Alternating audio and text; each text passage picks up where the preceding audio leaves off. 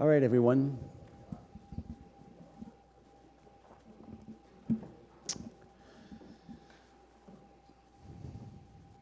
So welcome to this second of our keynote lectures for March, Marx 1313. Today we'll be returning to Marx's 18th Brumaire, this time in conversation with Edward Said's 1978 book, Orientalism, and Jacques Derrida's 1993 book, Specters of Marx. It's a great privilege to welcome to Columbia and to New York City Guillaume le Blanc and Judith Revel, two brilliant critical philosophers who are both going to continue this conversation that we've been having about Marx's 18th Brumaire. Both of our guests this evening have thought extensively about the relationship between reading this text and current conjuncture. So we'll be intersecting it not only with the 1970s and the 1990s, but also with the events that are happening right now. Let me quickly introduce them both, and then Guillaume will kick us off with his presentation. Guillaume le Blanc is professor of philosophy at the University of Paris Cité and member of the Institut Universitaire de France. He is a philosopher who specializes in social philosophy, as well as a specialist of Michel Foucault, of Georges Canguilhem, and of French contemporary philosophy. If I recall correctly, you studied with Canguilhem, right? Tu avais travaillé avec Canguilhem, c'est ça? Right.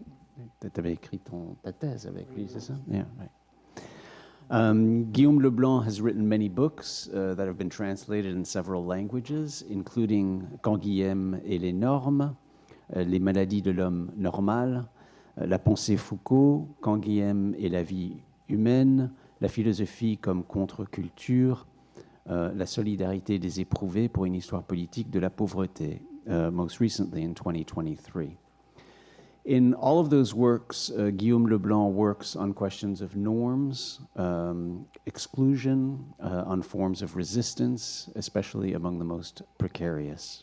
He's also published several studies on contemporary American culture and American literature, especially including that of Cormac McCarthy, Richard Ford, Russell Banks, and others. And in his paper today, he will be exploring the paradigm of social welfare in warfare in Marx, how class conflict is understood as a form of warfare. And he'll be reading it in conversation in part with Michel Foucault's use of the matrix of war to understand relations of power, and also in conversation with Edward Said's Orientalism. After he's done, and we'll have a short conversation about his paper, we'll turn to Judith Revel, who joins us also from Paris, and for a second time at this Marx 1313. It's a pleasure to have you back. Judith is a professor of philosophy at the University Paris I Panthéon-Sorbonne, and she's also a member of the Institut Universitaire de France.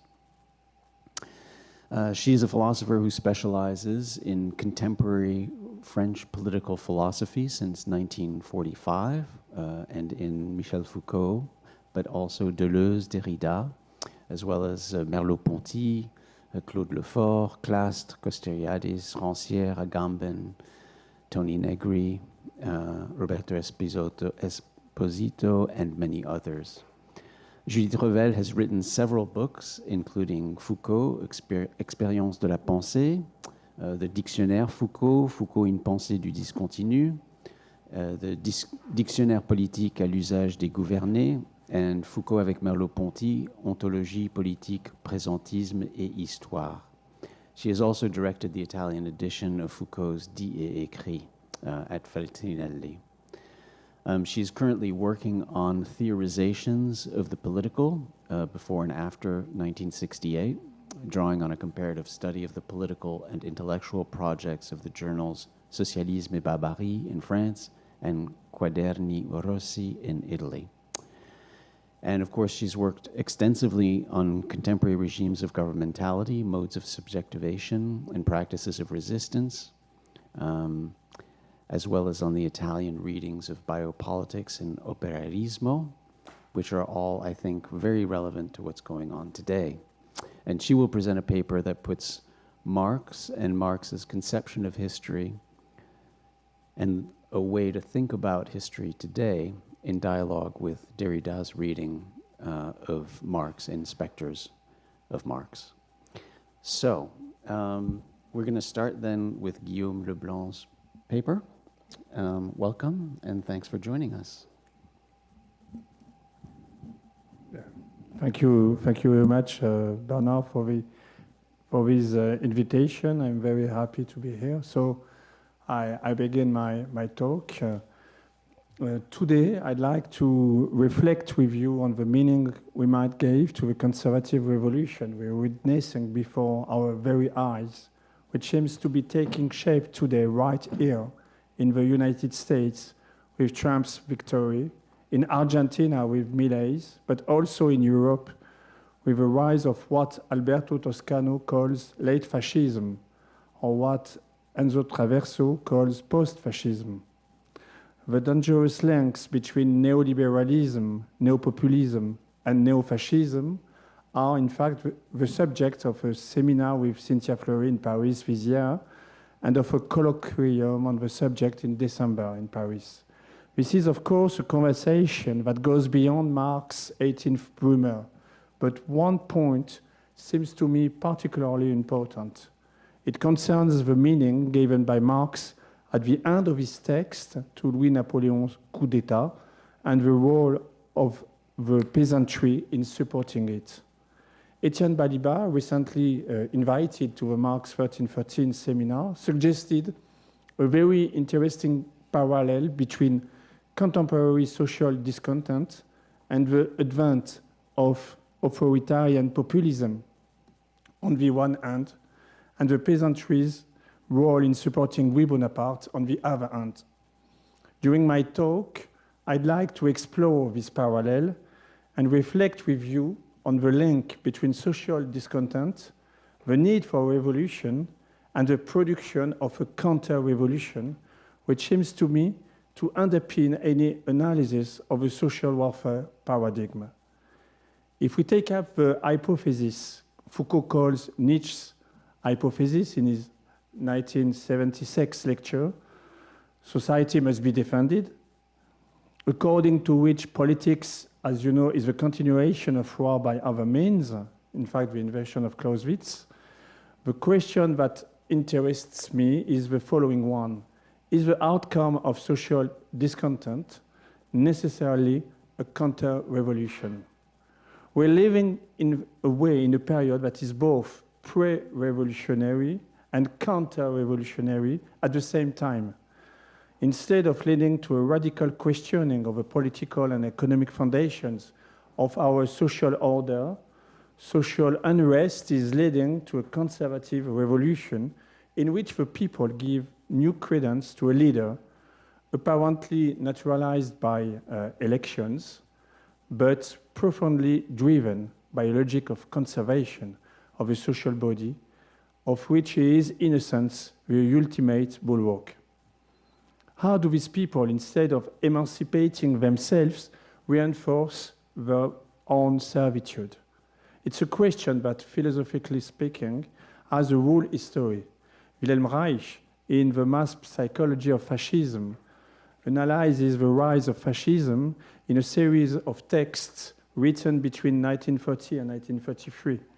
In his book, he asks why the German working class did not oppose Nazism when all the socio-economic conditions were ripe for a workers' revolt against Nazism. Deleuze and Guattari, in L'Anti-Oedipe, took up his analysis and tried to provide an answer themselves. Adorno's work on the authoritarian personality also raised similar questions. But in a way, it was already Marx's question. Why did the people, in fact, support Louis Bonaparte? Yet, Marx's question itself needs to be clarified in the context of a very important dissociation central to 18th Brumaire between the proletarian class, which organizes itself as a revolutionary class, and the peasantry, which never manages to represent itself as a class. One is still in the minority in the eyes of the other, which is why the peasantry, by taking a stand in favor of Louis Bonaparte, completes the process of dispossession of a revolution carried forwards by the proletarian class and produces the counter-revolution. It seems to me, and this will be my hypothesis, that we would gain by transporting Marx's reasoning, which I shall first recall, to our own times on condition that we accept a certain parallel between the peasantry of the 19th century and today's precarious workers, including wage earners, the unemployed, part-time workers, and so on. This is the hypothesis recently put forward by Peter Gordon, the 18th, in an article, the 18th Brumaire of Donald Trump, that we can read recently. But first, it will be my first part. What has really written Marx on class warfare? How does Marx pose the problem? What does Marx, 18th Brumaire of Louis Bonaparte, deal with? In this book, first published here in New York in 1852, then in France, Marx analyzes the coup d'etat of December 2, 1851, by which Louis Bonaparte, then president of the Republic since 1848, became Emperor Napoleon III, the third, and founding the Second Empire. Marx was not the only one to have written on the subject, as Victor Hugo's Napoléon le Petit, Napoleon the Small, and Proudhon's Le Coup d'État were also critically referenced in Marx's own work. At the start of his book, Marx draws a parallel between General Bonaparte's revolution on November 9, 1799, to become emperor and overthrow the Directoire, and Louis Napoleon's coup d'État, which he interprets as a parodic replay of the first coup. Marx's thesis is very simple in a way. He makes it clear in the foreword he wrote in 1869 for the German edition. I show, quotation, how the class struggle in France has created circumstances and conditions which have enabled a mediocre and grotesque character to play the role of hero. Thus conceived, this text extends Les luttes de classe en France, Class Struggles in France, published in 1850, and anticipates the publication of La guerre civile en France, Civil War in France, in 1871, which deals with the Commune. These three books should be read together as a history of class warfare in France from the Revolution of 1848 to the crushing of the Commune in 1871. Here is a quotation, for example, a letter to Canguilhem, April 17, 1871, about La guerre civile en France. Thanks to the struggle of the Parisians, the battle of the working class against the capitalist class and state has entered a new phase. Whatever the outcome, it's the conquest of a new starting point of universal historical importance. So, what is the historical context? On February 24, 1848, after 3 days of rioting, King Louis Philippe was ousted, and it marks the end of the July monarchy, marking the birth of a Second Republic. Universal suffrage was introduced for men over the age of 21, and elections to the Assembly were announced for April. The revolutionary movement was broken in May following the May 15 demonstrations. Then came the cold shower, so to speak. Dissolution of the national workshops on June 21, forcing workers to enlist in the army, repression by the Minister of War Cavaignac between June 24 and 26, creation of a party of order, which led to the election of Louis Napoleon Bonaparte on December 10, 1848, and the party's success in the legislative elections of May 1849. Finally, in response to the risk of proletarian revolution, Napoleon's coup d'etat was supported by the bourgeoisie, which feared proletarian revolution. Class struggles in France analyzes the reasons for the defeat of the February 1848 revolution and the alliance between the bourgeoisie and the monarchy against the proletariat. The 18th Brumaire analyzes the coup d'etat of 1851 and the establishment of an empire with the support of the big bourgeoisie. In both cases, the history of French society is marked by the genealogy of class struggle in three phases: its possibility first, its impossibility then, and its necessity. First, its possibility and impossibility.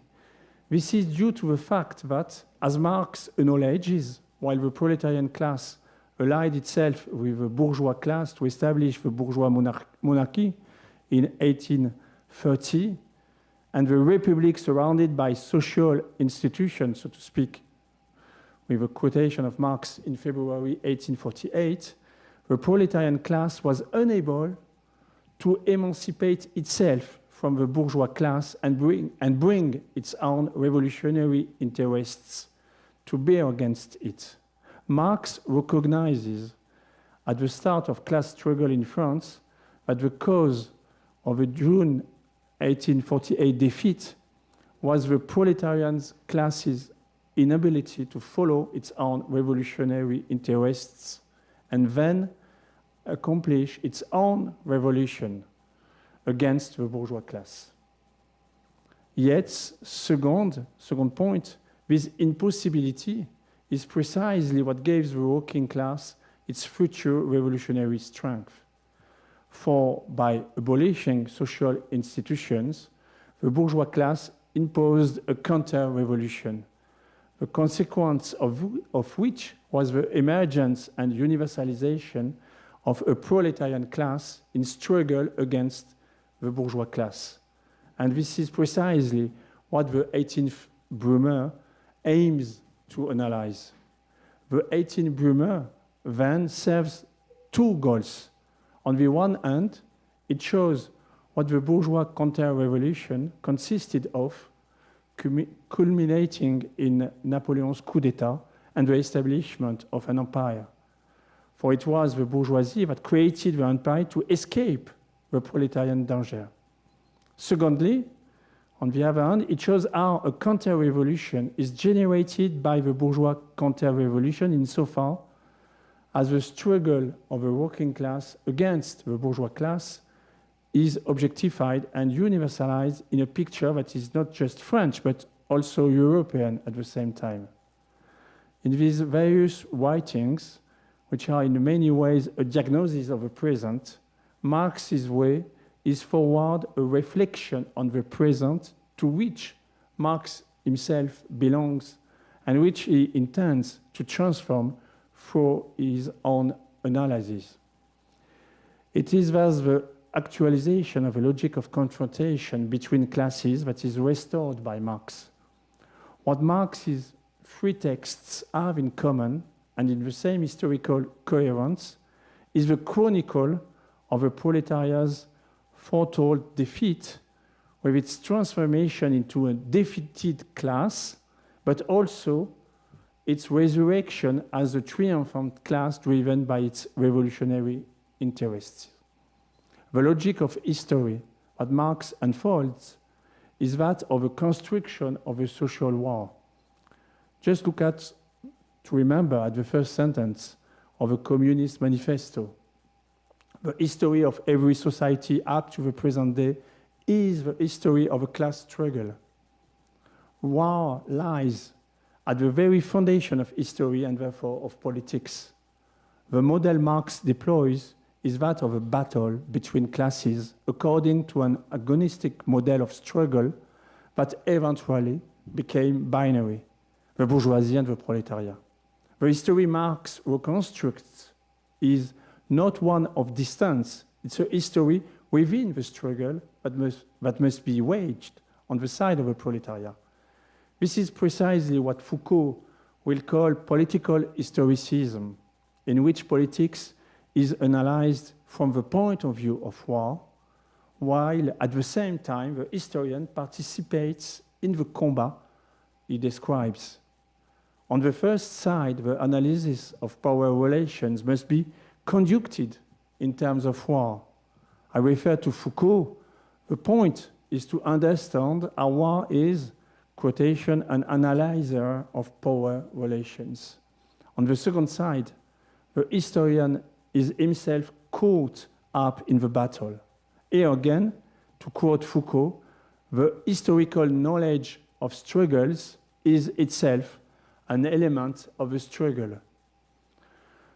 What I'd like to question in my talk is the meaning to be given to this social war as an extension of war, to the fact that war, to quote Foucault, begins to become the permanent social relation, the foundation of all relations and institutions of power.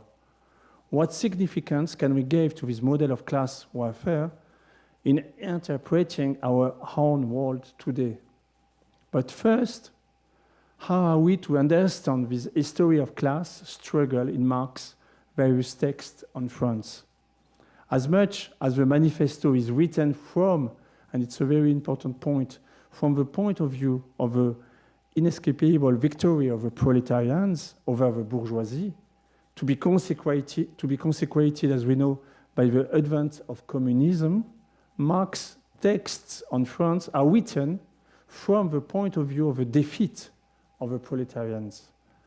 As Pierre Dardot and Christian Laval write in their book on Marx, Marx, grappling with facts that diverge quite markedly from the triumphant proclamations of the manifesto, will try to understand the dynamic that led to the revolutionary fiasco.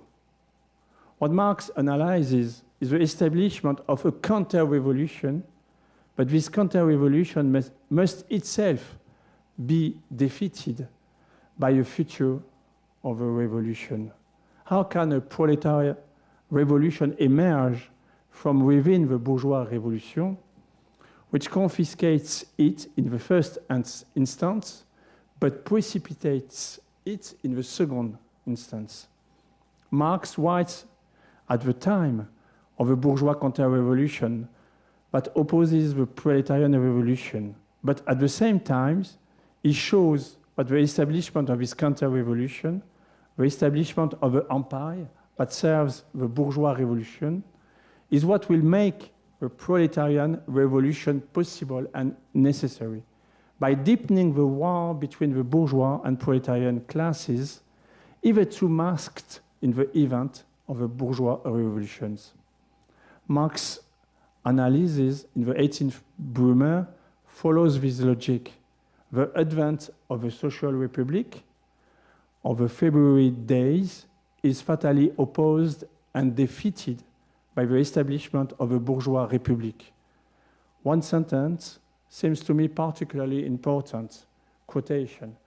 The defeat of the June insurgents had certainly prepared and smoothed the ground on which the bourgeois republic could be founded and erected. But at the same time, it had shown that in Europe we are dealing with issues quite different from the dilemma of republic or monarchy. It had revealed that bourgeois republic means here the unbridled despotism of one class over other classes. Two elements are, for me, fundamental here.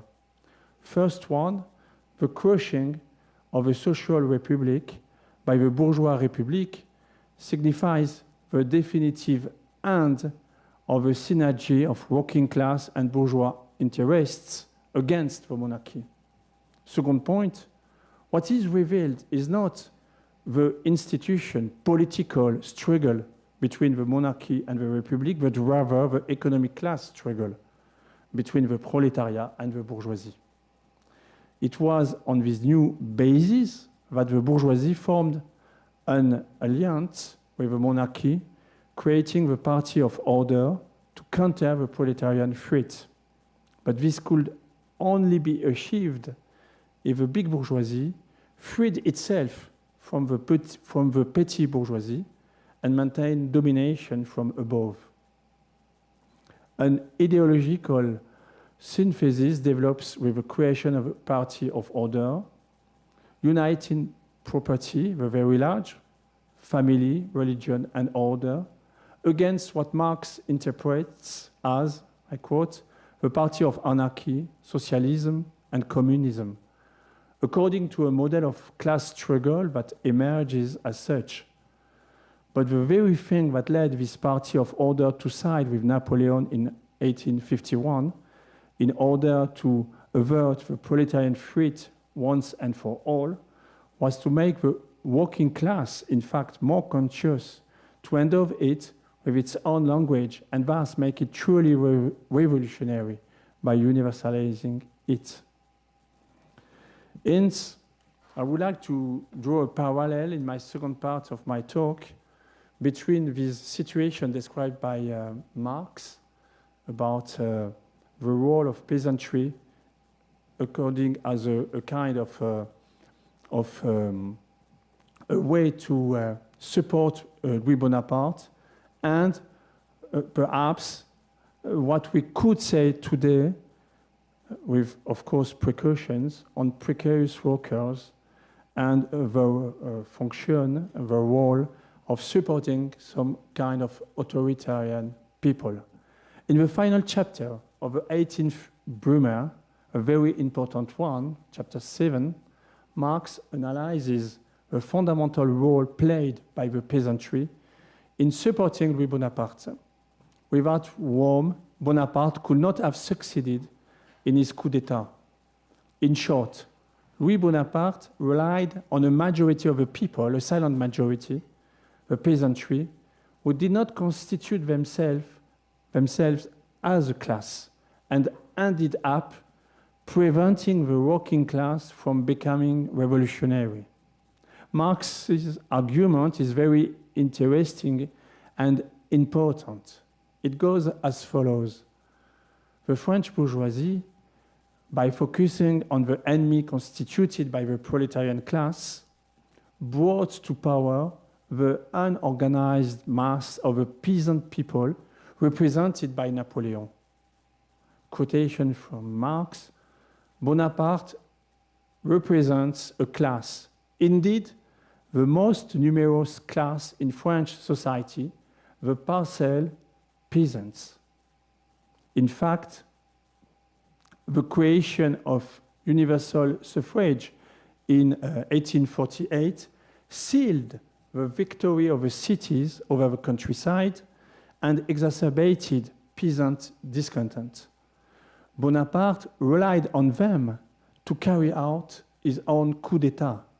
The counter-revolution is first and foremost that of a victory of those who felt defeated by the advent of a bourgeois republic. The petits paysans, who Marx tells us constitute an enormous mass and whose members all live in the same situation. Marx insists that these peasants live in the same situation, yet are not in contact with each other. It's a very important point. And are not in position to form a truly organized class with common interests. What Marx describes are conditions of extremely precarious autonomy, where each peasant is rifted to his own plot of land in order to survive, without any outside input or the slightest organic solidarity in the division of labor. Quotation, their field of production, the plot of land, does not permit, in order to be cultivated, any division of labor, any application of science, hence no diversity of development, no variety of talents, no richness of social relationships. Each peasant family is more or less self-sufficient, producing most of what it consumes itself, and thus earning its livelihood in exchange with nature rather than in trade with society. End of quotation.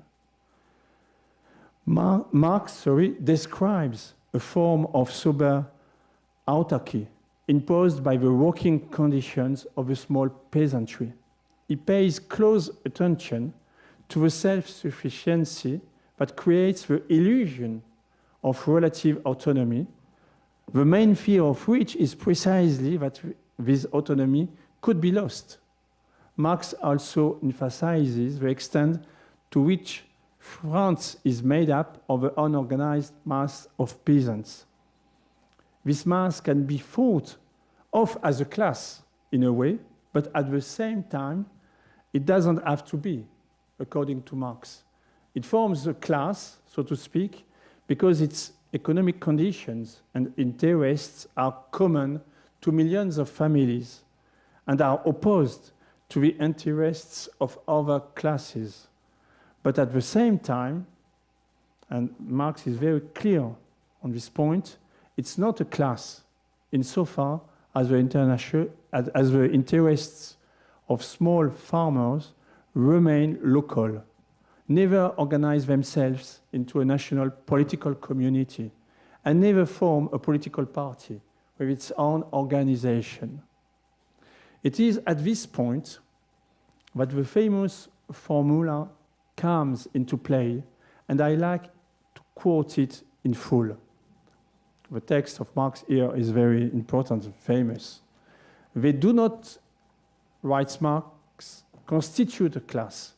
This is why they are unable to assert their class interests in their own name, either through a parliament or a convention.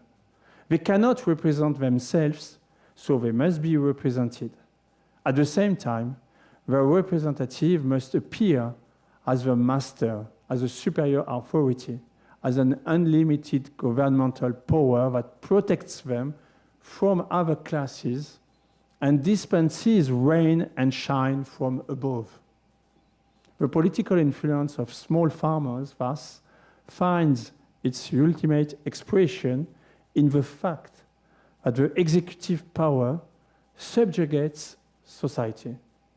Historical tradition led French peasants to believe in the miracle that a man named Napoleon will bring them glory. And an individual has been found who pretends to be this man because he bears the name of Napoleon. End of quotation. It is in this passage that we understand how the conservative counter-revolution, I think, takes place, which holds, according to Marx, that I quote, the election of December 10, 1848 was only completed by the coup d'etat of December 2, 1851. End of quotation. The proletarian revolution of 1848 actually brought to power the bourgeoisie, which split with the proletarian class because it began to fear it and turned back to the monarchy. And this synthesis of the big city bourgeoisie, the industrialists, the Orleanists, and the legitimists was perceived as a threat to the small peasantry. Bonaparte exploited this threat by establishing himself as the representative of the peasants and carrying out the coup d'etat in their name, even if it meant leaving the previous power relationships, hierarchy and domination unchanged. We need to understand why the peasantry sided with Bonaparte. Marx analyzes this point at length. He points out that peasant insurrections in the 18th century were put down by incarceration and deportation. He also points out that Bonaparte valued the conservative peasant attached to his plot of land over the revolutionary peasant ready to lose it and who allied himself with the people of the cities.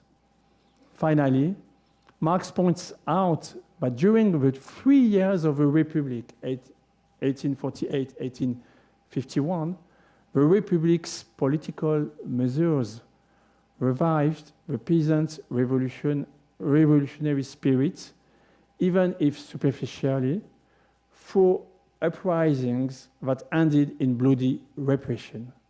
The result was a peasant hatred of a national assembly that Napoleon was able to exploit. At the same time, Marx analyzed the achievements of the 1789 revolution and its Napoleonic legacy for the peasantry. As Marx points out, the revolution of 1789 transformed semi-serfs into free land owners of small plots, and Napoleon I,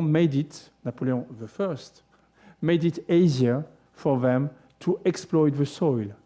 But with the pauperization of small peasants, largely brought about by rising taxes and their indebtedness, the status of a small peasantry became precarious. And it was this peasant precariousness that the second Bonaparte made use of. By defending the Napoleonic idea of peasant property, he became the representative of the peasants to the point where they supported him en masse after the coup d'etat. So, while the bourgeoisie had to relinquish political power by having Bonaparte elected in order to consolidate its economic power, as Marx clearly shows this point, Bonaparte instituted the coup d'etat by relying on the peasantry while preserving the economic interests of the bourgeois class. As Marx points out in a summary sentence, Bonaparte would like to appear as the patriarchal benefactor of all classes. What can we conclude from this analysis of the 18th Brumaire? I believe that Marx's quotation can be taken in two different directions for our own present. First one, it seems clear to me that there is a strong link between the support of a small peasantry for Bonaparte and the contemporary support of a section of the salaried workforce for authoritarian leaders in a post-fascist populist tradition. Of course, we will need, I don't have time to give attention to this argument, but we will need to historicize and contextualize. What's happening in France, for example, is not what's happening here. The social properties of some are not the social properties of others. For France, I'm thinking of Robert Castell's analysis of social insecurity when he points out that in France, social security has been thought of as a set of social properties available to wage earners and as the equivalent of a small property that confers autonomy on the individual in Locke's scheme. But precisely when the social state no longer seems to fulfill this function of securing social properties, when the fear of being downgraded, of being precarized, takes precedence over the reality of social insecurity, isn't it then that a non-progressive theory of social discontent can operate, which could be captured by an authoritarian personality, giving the impression to all wage earners still endowed with social properties, but living in fear and in the reality of downgrading, that they will once again be if not protected, at least taken into consideration. As for the United States, we may well ask whether the function of the illegal immigrant is not precisely to establish a discourse of social insecurity for average white men and thus make possible the advent of the authoritarian personality.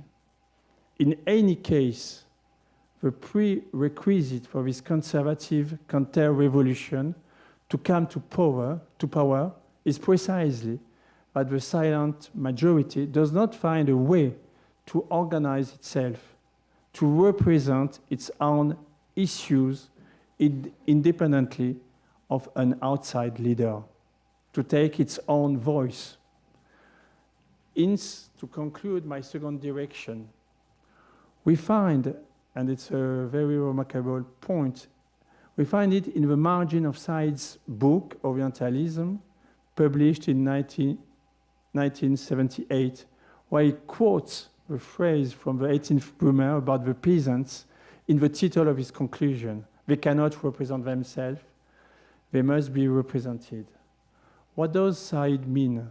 In his book, Orientalism, Said analyzes the way in which the West has manufactured the Orient, essentializing it and making it over.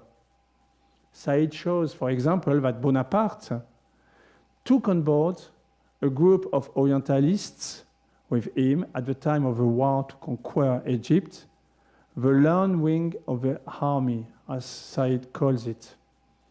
The East is thus annexed through knowledge by the West, which disposes of it through power.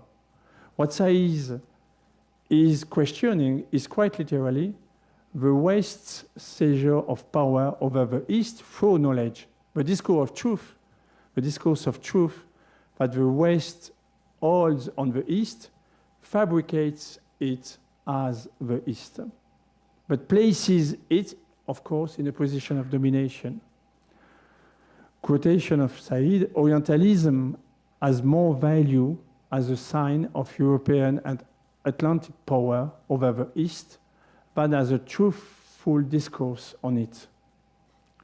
What opens up in Said's reasoning is precisely the construction of a figure of subalternity, whose condition is not to be able to speak for oneself, and thus to be spoken for by the other, who assigns you to the other's place. Said's quotation of Marx posits that in colonization, it is the colonial relationship that creates the condition for the silencing of the colonized population by colonial knowledge power, whereas Marx rather implied that it was the peasants themselves who refused to organize themselves into classes and thus placed themselves under a master. Of course, Marx's peasant is not Said's Oriental man, for the latter is defeated in advance of his ability to speak by colonial knowledge, which functions always as power. Said echoes Fanon's analysis of the otherness essentialization of a figure of colonized by colonial knowledge. If we think of colonial psychiatry, for example, and in particular l'école d'Alger, the Alger school, which defined in its own psychiatry types of criminality and delinquency specific to the Algerian race. Can we not then, that will be my conclusion, can we not then read and interpret the quotation from Marx in Said's text as a radical element of a theory of social discontent, the condition of which is the imposition of science as a political proposal for the alteration of subalterns? Wouldn't it be a good starting point to propose within the framework of Marx's interpretation but one of the conditions of social war, and more precisely of social discontent, at the origin of free submission to a leader is precisely the silence imposed on the most precarious. Isn't the condition for a class not to represent itself precisely the imposition of a language to speak to it in a set of representation that in fact fabricate and alter it always from the outside? If this is the case, then free submission, so to speak, of course, to a leader will be perhaps the paradoxical desire to regain one's voice by conferring it on an authoritarian figure who is supposed to express it. Thank you very much for listening.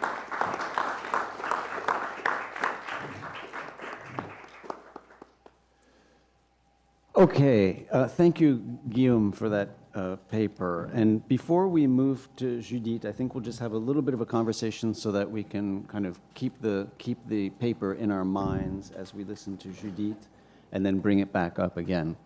And so I wanted to start by asking you, Guillaume, about the question of, I think what your paper raises is, at its heart, a question about false consciousness and about the whole framework of involuntary servitude. Mm-hmm.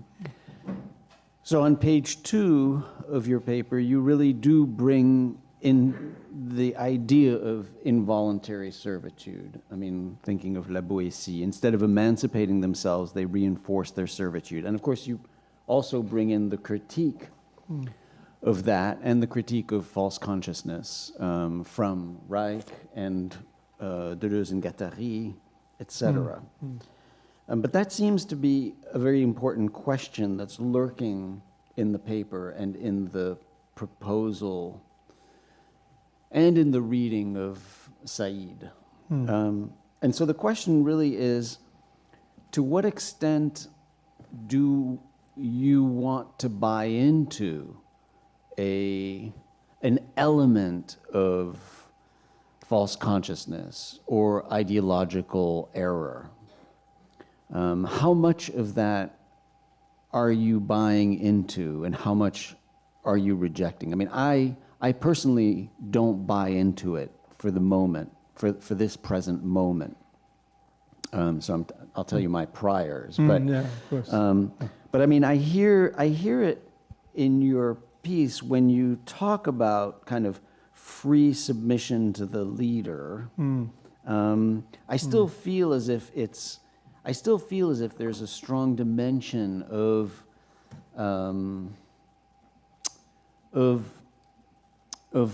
false consciousness, of error on the part of the precarious classes, the workers, the MAGA base, in a way, that I think is who you're referring to here.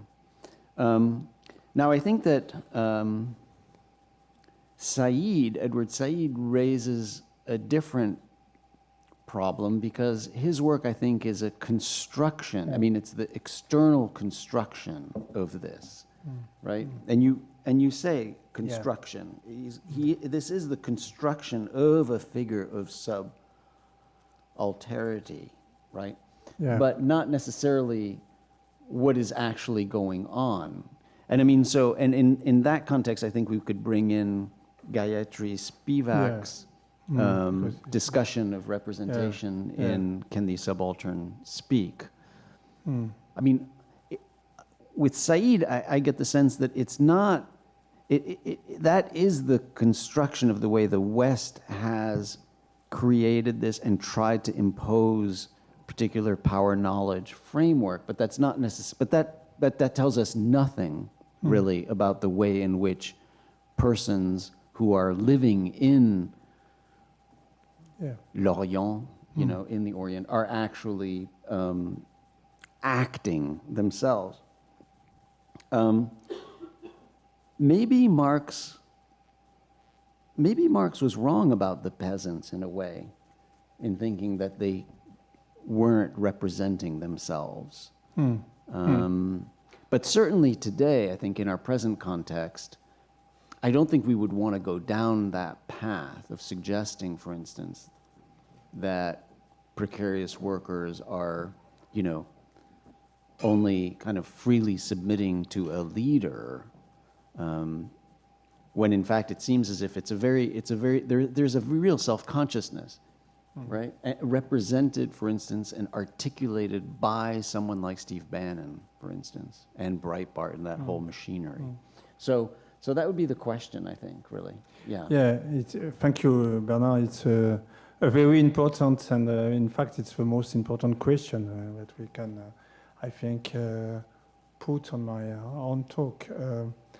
Just in order to perhaps that we should remember for the next questions and the following discussion, I would say that the first point, I'm trying to give some arguments. First point, Marx needs to build a strong concept of class, and one of the main conditions of the possibility to be a class is that this class has its own voice. It seems to me very clear that the proletarian forms, that the working class forms a class insofar as it has the possibility of develop its own voice against the bourgeoisie class and other classes. And the fact is that it doesn't find such argument in the conditions of life for the small peasants. I mean, not all the peasants are involved in the argumentation of Marx. Only the peasants that are small peasants that possess a small part of land and that live in a certain sense whose life is devoted to survive, to create a possibility of autonomy, of precarious autonomy. And Marx insists on that point that each family of peasants is devoted to this point, so that no one can see what the other peasant is making at the same point, because all the energy of life is taken into this capacity of surviving. That's the point. But this point is very important for me, because when I refer, second observation, when I refer on Said's interpretation of this sentence of Marx, of course, the epistemological frame is not at all the same. The epistemological frame of Said's analysis in his book is, in a certain sense, an epistemic construction in the way that Said shows how the East is fabricated by the West as an epistemological category that summarizes by advance all the possibilities of life when we are taken in this category of Orient. What forms for me a bridge between the argument of Marx's class and the argument and the epistemological of the political arguments of Marx's class and the epistemological argument of Said, what forms a bridge for me is the presupposition. And in fact, my paper is a radical critics of this presupposition. The presupposition that, of course, people are unable to speak by themselves, either because they are taken by events into economic considerations that exclude the possibility of having their own voice, or either because they are taken into an epistemological category that will make unable the possibility to speak. And of course, Spivak has clearly, she has taken the same sentence of Marx, and she has clearly established that we always speak for the other, and that we never let the other speaking, even if the other is criticizing the way we speak for the other. And it appears to me that this argument is really, can be really deepened by the reflections that Said develops. Of course, the reflection he develops are epistemological, but I think there is a naive epistemology we could find in other texts, of course, of Bourdieu, for example. I think of his many texts on poor people, where he says some definitive sentences from which are really that are really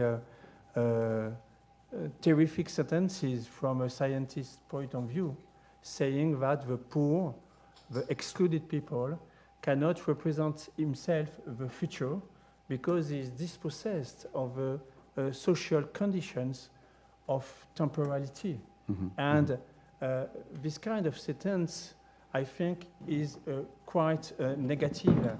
And I tried, by contrast, in my own presentation, to pay attention to the fact that there is a kind of, a kind of free expression by the people in choosing their own chief, so to speak.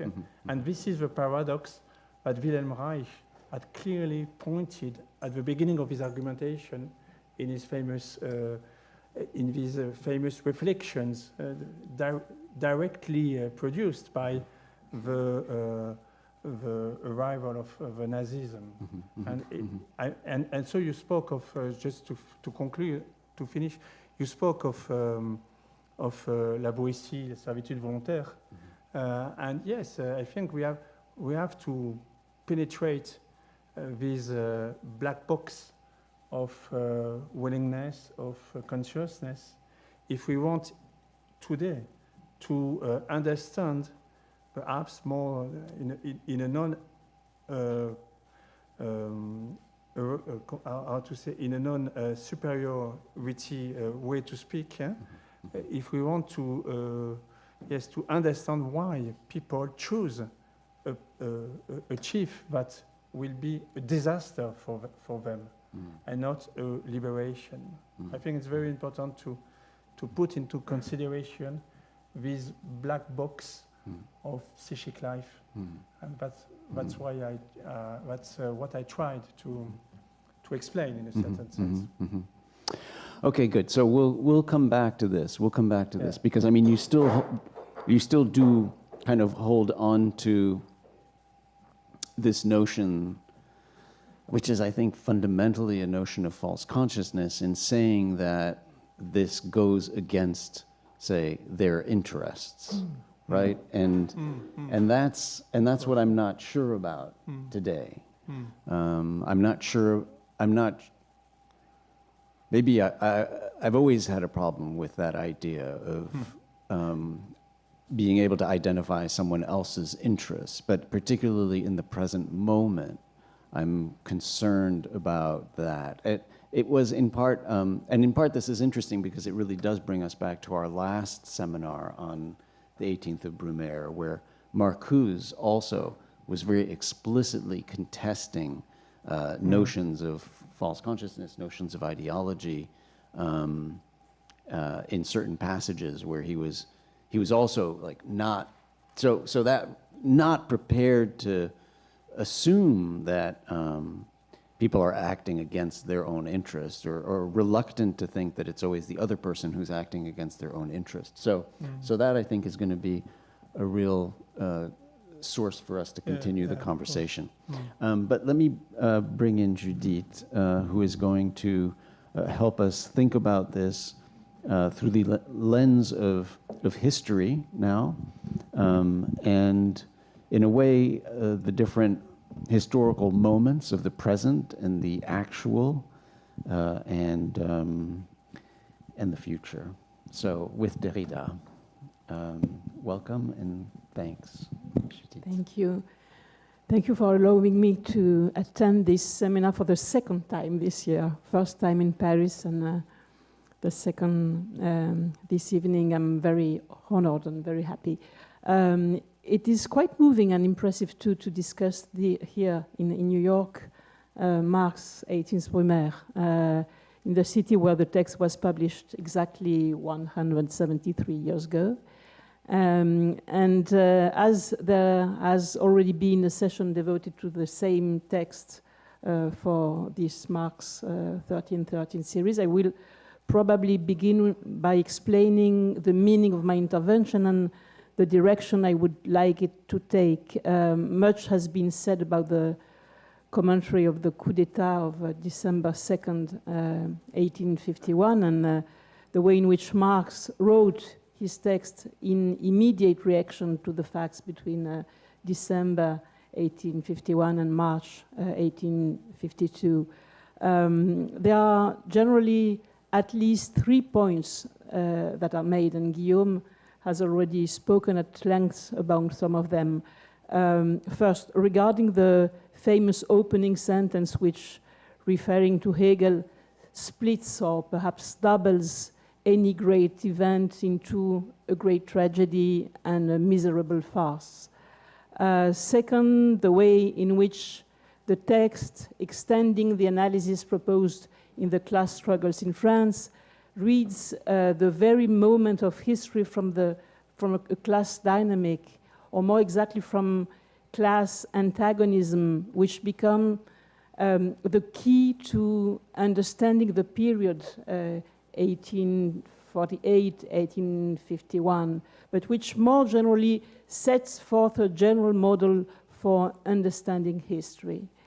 Third, the way in which the specific analysis of the peasantry, incapable of constituting itself as a class and reduced to being, I quote Marx, the simple addition of homologous magnitudes, much as potatoes in a sack form a sack of potatoes, played into the hands of the bourgeois order. However, I would like to propose another reading, partial, perhaps even biased. This reading would, in fact, emphasize the complex conception of history that can be read between the lines in the 18th Brumaire.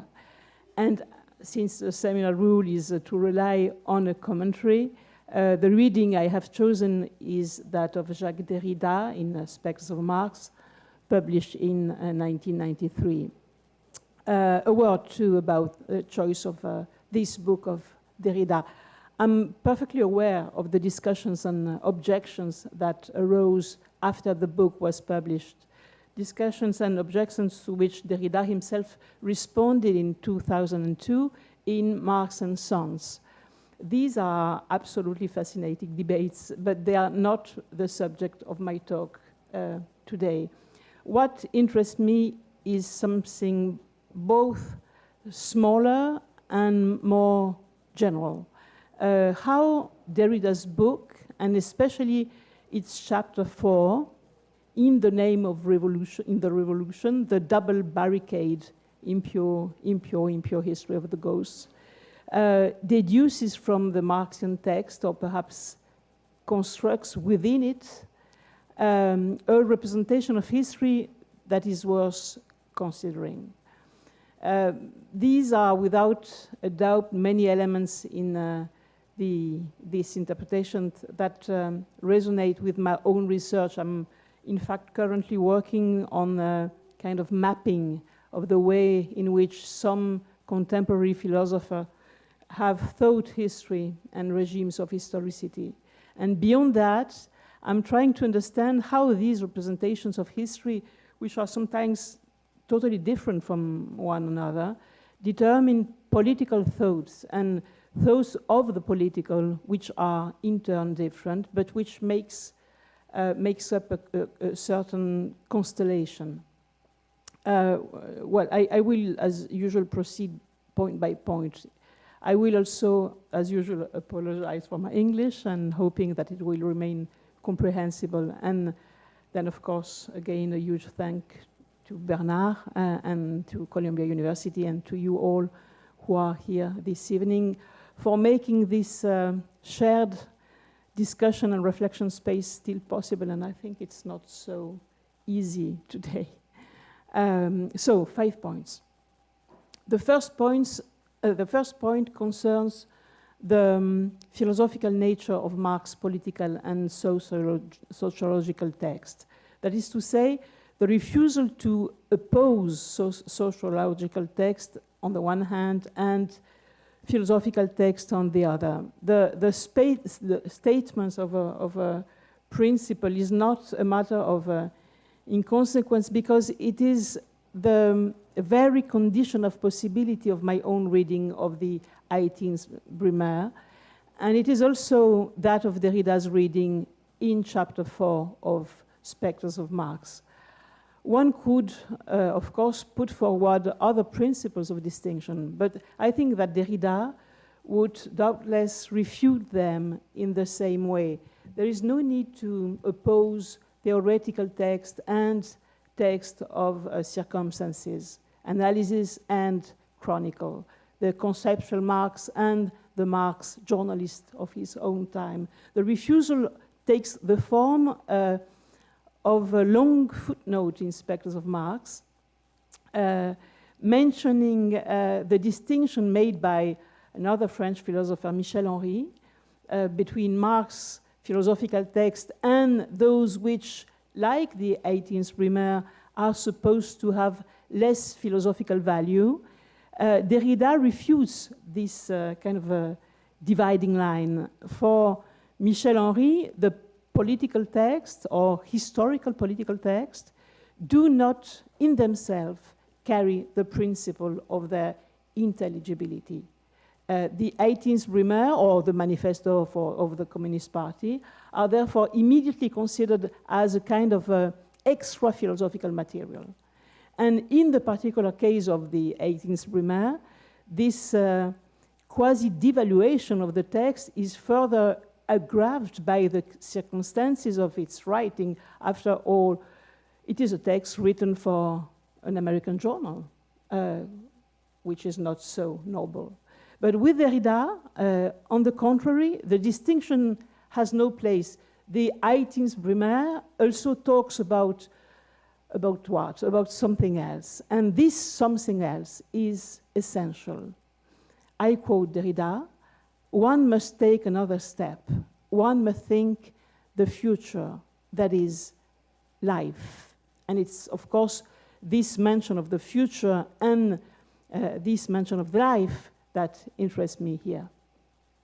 Second point, if historical sociological analysis has something as a philosophical dignity, then my second point relates specifically to the constitution of the present as a philosophical object. Here, I must confess what resonates with my own reflection. I, as a reader of Derrida, himself a reader of Marx, it's a kind of eco-phenomenon that is both foreign to Marx and Derrida, but which drives my interest.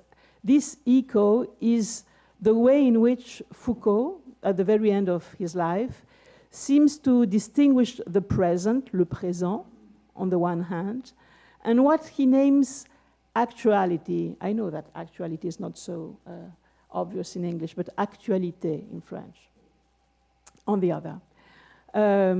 The present seems to be understood as the set of present determinations that make the world what it is. That is to say, the sedimented set of present condition of our historical experience, and the way in which this sedimentation seems to trace in advance the field of our possible experience. The present is the effective state of the world at a given moment, insofar as it is historically determined present. But actuality, on the contrary, is something else. With the word actuality, Foucault sometimes seems to want to designate what breaks or overflows or exceeds the system of determinations that shape the world as we know it. Actuality is rooted in the present, but it represents at the same time its denial. Actuality introduces something as a difference into it, what Foucault calls a possible difference, une différence possible. And while it is not irrelevant that Foucauldian reflection is based on Kantian texts, and while the importance of what is enlightenment for Foucauldian reflection in the very last years of his work has rightly been emphasized, it should be remembered, however, that in at least one of Foucault's commentaries, the reference to Kant is, so to speak, split or redoubled. There is not only one text, what is enlightenment, but actually two texts. And the system that these two texts form is fascinating in itself. This second text is the conflict of the faculties. If I insist on this point, it is because it seems to me that the splitting of the Kantian reference literally mimics the distinction proposed by Foucault between the present and what he calls actuality. Between 1784, what is enlightenment, the date of the first text, and 98, the date of the second. Between the two, something did, in fact, happen. And that something was the French Revolution. The revolution rooted in a present that gave it the opportunity to emerge, that gave it its form, that nourished its aspirations, and yet the revolution overflowing on all sides the realm of the imaginable or the prefigured in favor of an opening up of history, of a novelty, of the establishment of a possible difference. If I recall all this, it's not only because I have the pure pleasure of quoting Foucault, but because the question seems to me to be exactly the one that lies at the heart of Marx's reflection in the 18th Brumaire. Or at least it is the question of that, the question that Derrida identifies as central in the reading he proposes of the text. Let us draw the consequences of this. If we want to assert that the present is a philosophical object, we are inextricably bound to a dual level of analysis, which is both totally complementary and radically divergent. A mapping of present determinations on the one hand, and a tracing of possible differences on the other. To put it even more briefly, history as a system of determinations, and history as an opening up to what it doesn't contain. What is fascinating is that Marx does not propose, and neither does Derrida in his commentary, an opposition between history, understood as a place of determinations, and an outside to which it would be a question of giving the features of an exteriority to history, of a total strangeness, a thought of utopia, for example. Here, it is in history conceived as a milieu that we must situate ourselves. The game is played in history. But this double register of analysis, with the violence of the contradictions and conflicts to which it gives rise corresponds in reality to a double regime of description. This double regime will be explained by means of a double and very divergent reference to spectrality.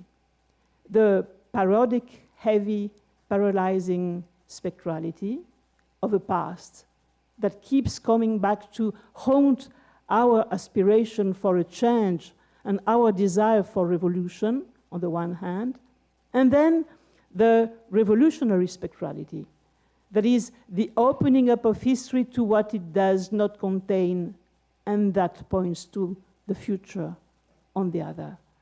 Specters of Marx, in the plural, we have two of them, and I can tell you right now that there will be a third kind of spectre. Third point of my commentary.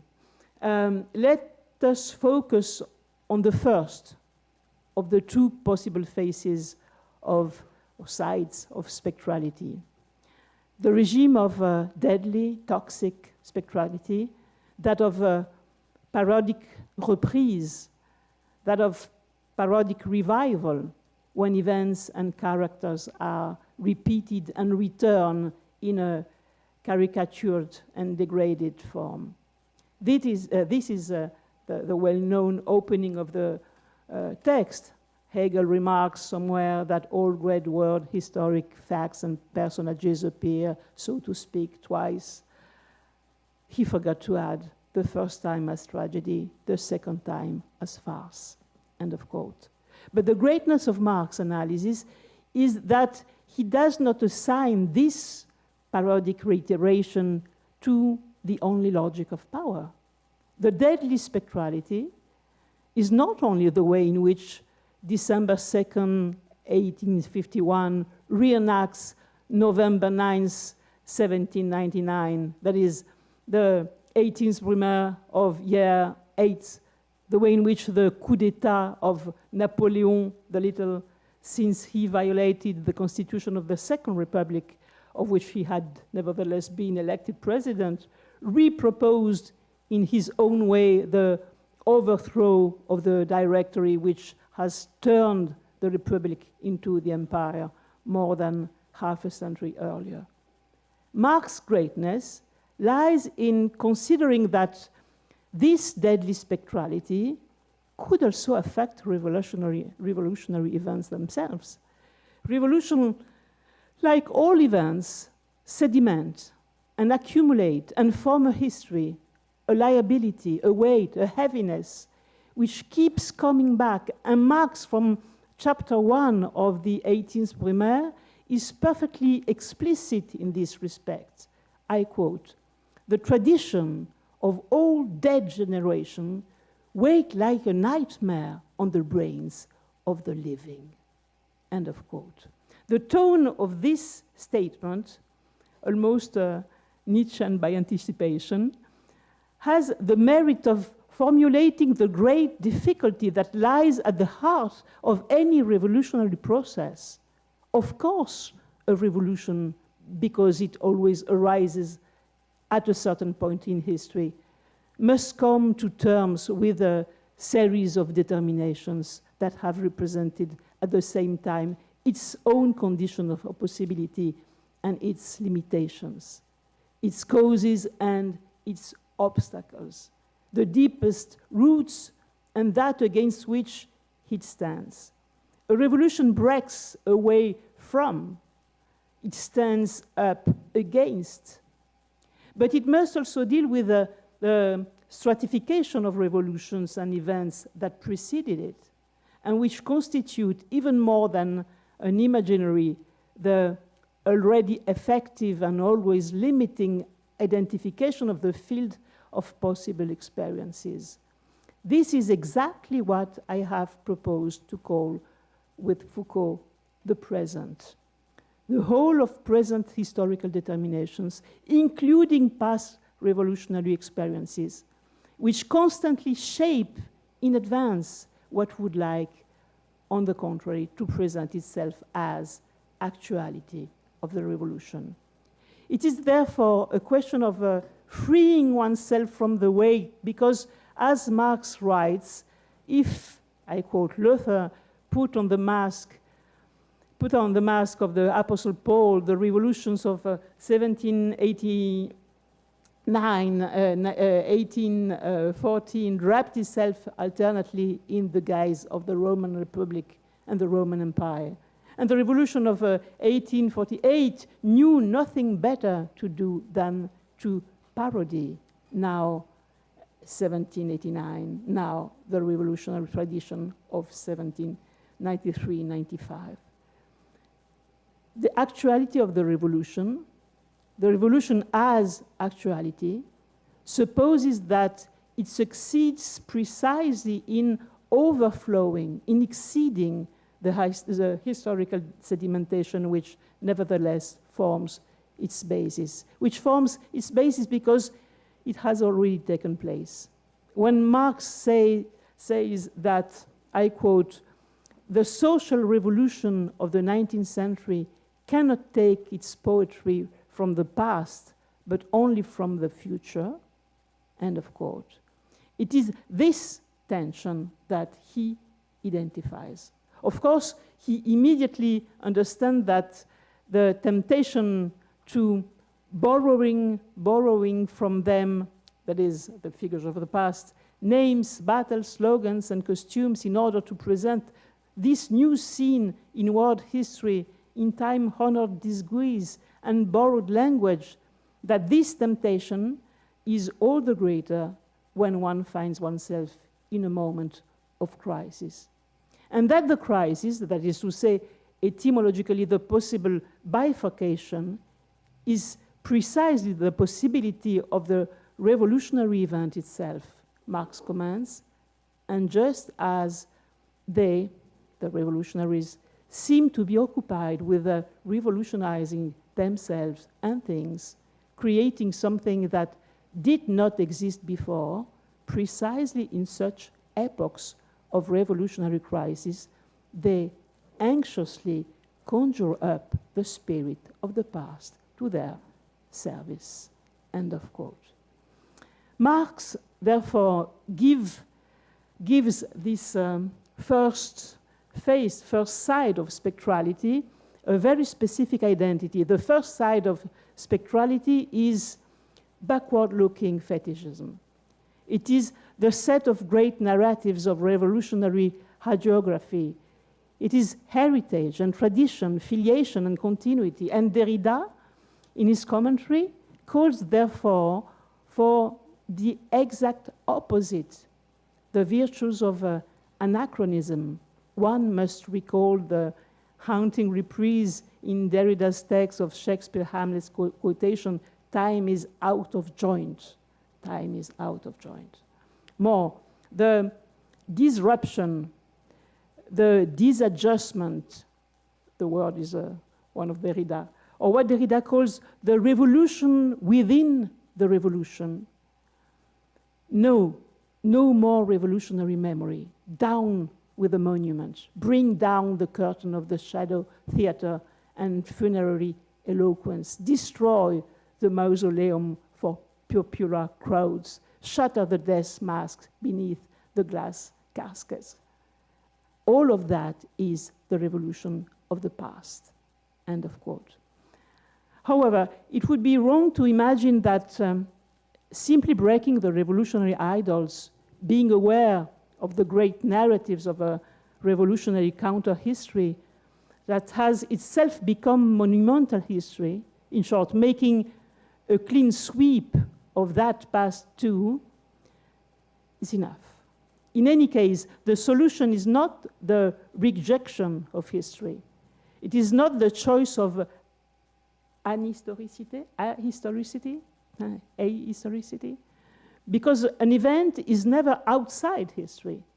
Because what I have proposed to call, as Foucault at the end of his life did, actuality, is never done without a certain relationship to the present.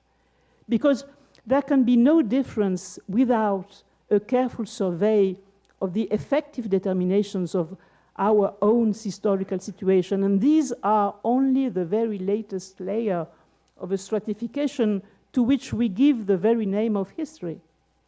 With Marx, there is no way out of this split historicity constituted by the tension between the present and actuality. And it must therefore be confronted as such. When, for example, in the 1868 preface to the second edition of the 18th Brumaire, Marx refers back to Victor Hugo and Proudhon, it is because in both their cases, and despite the difference of their respective texts, Napoleon the Little and Le Coup d'État, the understanding of what happened has, so to speak, shifted. They both, Hugo and Proudhon, moved from the register of history to that of the historical character.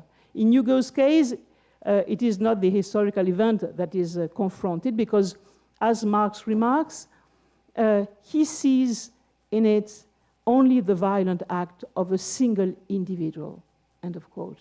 In Proudhon, the apparent attention to history is not real either. His historical construction of the coup d'etat becomes a historical apologia for its hero. With Derrida, the ambiguity is greater than with Marx. I quote, "What does not happen in this anachrony?" He, Derrida himself, notes in the first chapter of Specters of Marx. But he adds immediately, perhaps the time, in English in the French text, it's very strange, time itself precisely. Yet history and time are not the same thing. And we will not be surprised to see in the next few pages of the book of Derrida the name and the shadow of Heidegger reappearing instead of Marx. Fourth point. How can we think of the revolutionary event in a way other than a parody? And yet to remain with Marx within history. The whole challenge of the other possible side of spectrality will consist precisely in determining a form of relationship to history, and prior to that, a representation of history itself, that at the same time allows for a recognition of present determinations, on the one hand, and what Marx calls the poetry of the revolution, its poetic power, its constituent power, on the other. At the same time, because it is not a question of playing the former against the possibility of the latter, but of thinking about their articulation. In the 18th Brumaire, the linguistic metaphorization of this difficulty allows Marx to be particularly clear. I quote, "In like manner, the beginner who has learned a new language always translates it back into his mother tongue. But he assimilates the spirit of the new language and expresses himself freely in it only when he moves in it without recalling the old and when he forgets his native tongue." In short, if there is a possibility of revolution, it is not so much because we have learned the words and know how to curse. I'm thinking here to Caliban in The Tempest. "You taught me language, and my profit is I know how to curse," and so on. It is that we have both learned and been able to forget, to free the newness of the revolutionary event. "Let the dead bury their dead," says Marx. So that the social revolution of the 19th century can finally achieve its own content. And yet, this novelty would not be possible without what it precisely exceeds and overflows, denies, and disarticulates: the present with which it breaks. This is a point that Derrida sees perfectly. I quote Derrida: For what one must forget will have been indispensable. End of quote. If we do not forget enough, we are doomed to periodic repetition. But if we forget too much, if we do not remember the spirit of the revolution, then, I quote, the result is bourgeois platitude. The expression is one of Marx. This is the ridge line along which we must forge a path. In Derrida's commentary, the ridge line takes on a specific form.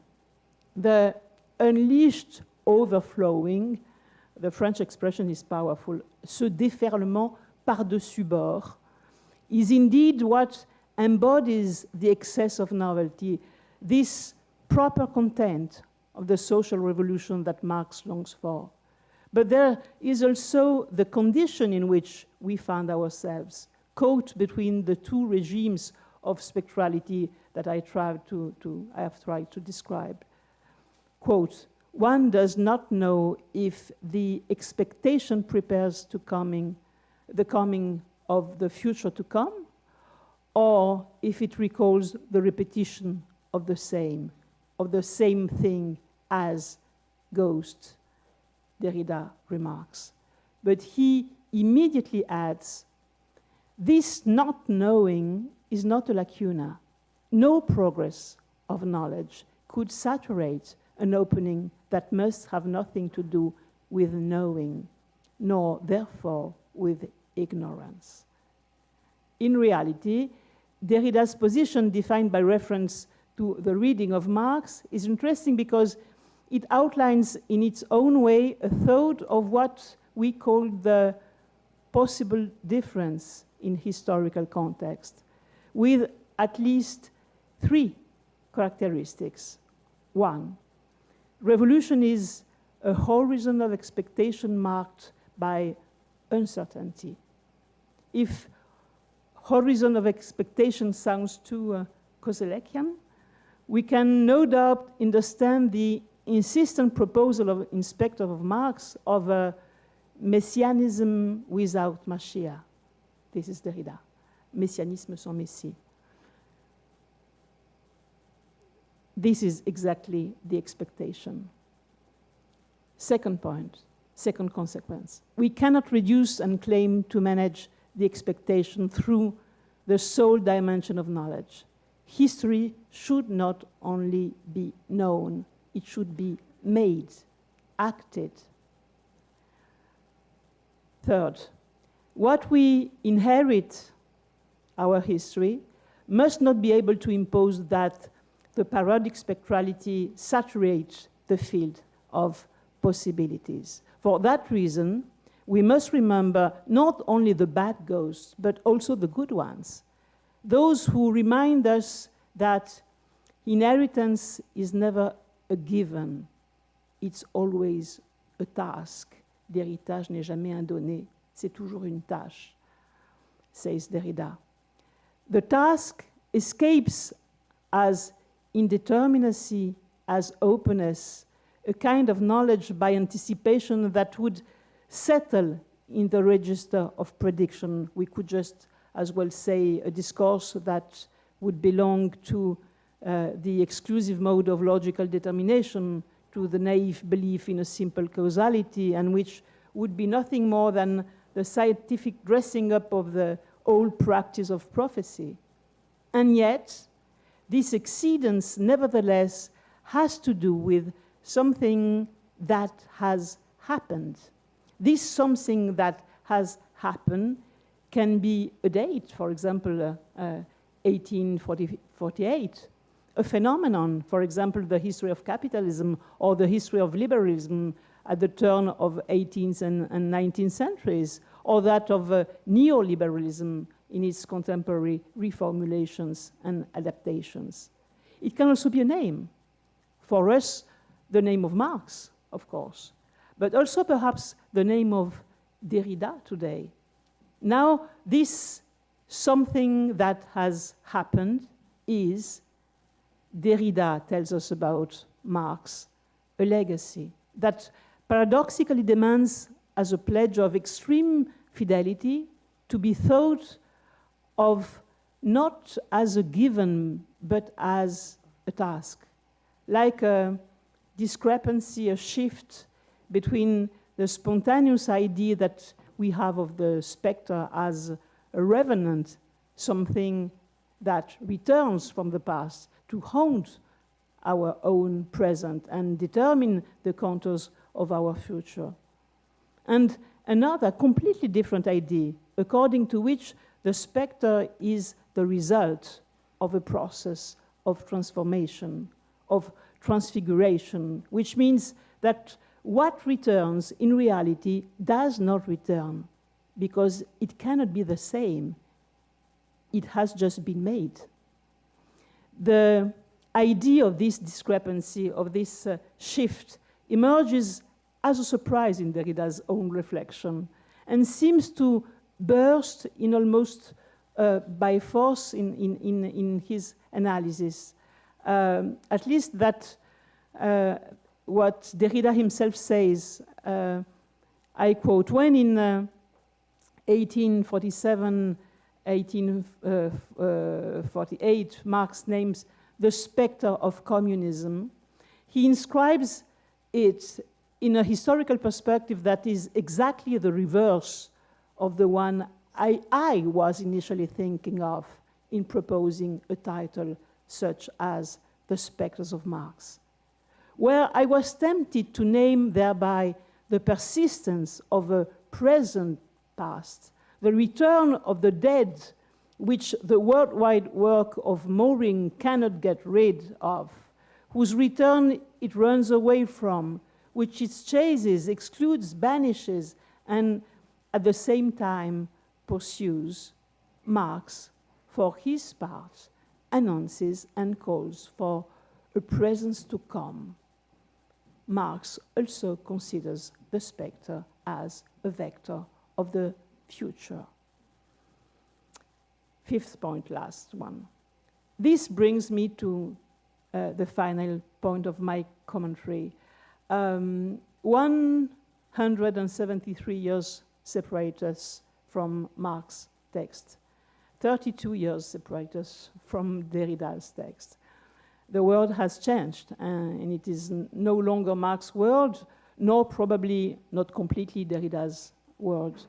However, there is a third regime of spectrality to be added to the two that emerged from the 18th Brumaire of Louis Bonaparte, which I have just briefly outlined. This third regime of spectrality is precisely that of Marx himself. Because what we are fighting against is a spectral return of Marx frozen in the successive parodies of which his name has been the mask, or stuck in a dehistoricization that we would subject his thought to under the guise of fidelity. Thoughts of the party, thoughts of the state form, thought of a certain reality of labor, of a certain theory of value, of a certain class. What do we put in place of all that for today? I insist, for today. It is probably necessary to ensure that, as Derrida himself notes, since Marx names a future to come as much as a past, the past of a proper name, it is because the proper of a proper name will always remain to come, and secret. Here, perhaps, we are entitled to discuss secret or Marx's extraordinary ability to foresee the necessity of his own future historicization.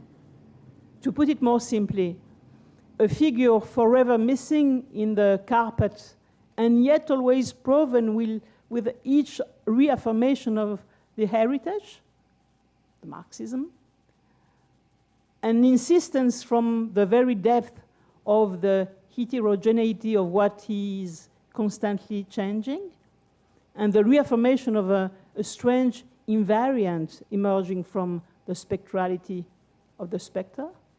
Or, on the contrary, the idea that the opening up of history is an ever-present virtuality, an ever-possible bifurcation, which means that it has, of course, to do with the stratifications of what we call reality, which is at once an effect of present determinations and past stratifications.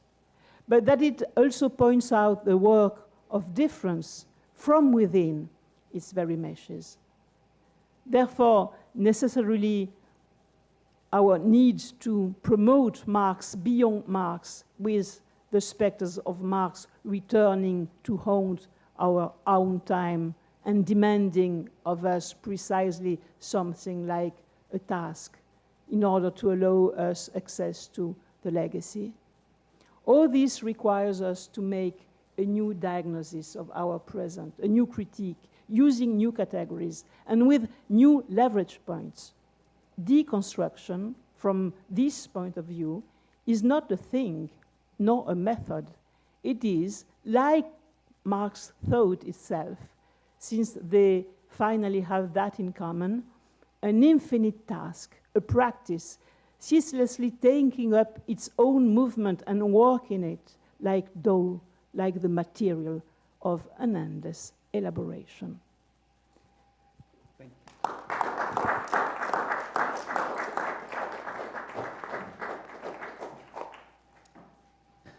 Thank you, Judith, for that marvelous paper. So, I think there's another specter that haunts your paper, and that was Nietzsche. And of course, you made references to Nietzsche subtly when you referred to monumental history, or when you referred to breaking the revolutionary idol. So he was there. But I think that it would be helpful to bring his specter a little bit into view in thinking about these questions of the role of history and the relationship of past to futures and the role of memory in that.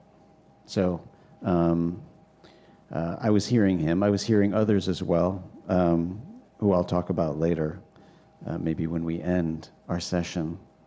But I thought that would have been helpful to think about. I mean, it's very present in your paper, but it helps bring some additional things to light. I totally agree with you, I think, that the spectrality for Marx is different than the spectrality for Derrida. And I definitely agree with you when you write that with Derrida, the ambiguity is greater than with Marx. And in a way, I mean, my question would be, if we needed to use another word than spectrality to try and get at some of these questions, particularly with Marx, what would that word be? In other words, if we needed to shift to another metaphor, what would that be? Because in a way, it almost feels to me with the deconstructive work of Derrida that we lose a little bit of the thread of spectrality and what it's trying to achieve. So, and I want to pick up on this, on your insistence that we do this all for today, and so that we figure this out. In part because the whole purpose of this seminar, Marx 1313, is to return to Marx as a way to help us do what you speak about, a new diagnosis of our present, a new critique, new categories, and new leverage points. And in part, it's a return to Marx, because my sense is that in this moment, it's particularly that you can get particular leverage from that return, spectral, perhaps. And sometimes I feel as if I'm getting less leverage out of a return to deconstruction, which is what you're suggesting at the end, is helping you understand the present or providing. And so I'd like to know more about that. In what way you're thinking that deconstruction is helping you with this kind of, with the new diagnosis, new critique, new categories, and new leverage points. So do you want to say a word about that, and then we'll try and open it up and put the two papers in conversation? Very quickly, well, first thing, you mentioned Nietzsche. The amazing thing is that the Intempestive Considerations is wrote has been written more than 30 years after Marx's text. So it's a pre-Nietzschean consideration. It's quite strange. What could be a metaphor or another word instead of spectrality? I think Marx uses the metaphor of the language, which is quite useful. The image of the mother tongue. If you want to learn another language, you have to, in a first time, translate the new language into the one you already knew, and then you have to free yourself then from this mother tongue. And it's quite useful for politics, I think. We have to free ourselves from models that we needed and actually we need, but we have to move on. And we have to move on because our present is not the past, and it's new. And so if we are not able to say exactly for what reason, in what dimension the present is new, we are not able to produce a diagnosis and a critique and to act into the present. And last point, you said the goal of the entire series on Marx is to return to Marx in order to help us to understand and act in the present. I don't know if I would say return to Marx. What I'm interested in is more put Marx at work, which is quite different. Because some of the categories of Marx are shaped in a time, in a history, which is not ours anymore. I mean, peasantry. What is a peasant today, for example? Or even the bourgeois order. What is bourgeoisie nowadays? How you define bourgeoisie? Are PhD students bourgeois, for example? It's a real question. In relation to the figure of a worker, maybe, but how to define a bourgeois today? It's not a matter of, I mean, I don't want to say that Marx is wrong now or lost his efficiency. I want to say that the world moved, and so we have to adapt our categories and analysis to this new we have to think. So put Marx at work, for me, means that shift. And it's like Marx, beyond Marx. What is work? What is labor today? What is value today? What is the link between value and time, which is so fundamental for Marx in the Capital? I mean, with this thing, I'm at work 24 all the day and the night. I'm still working, even when I sleep and dream.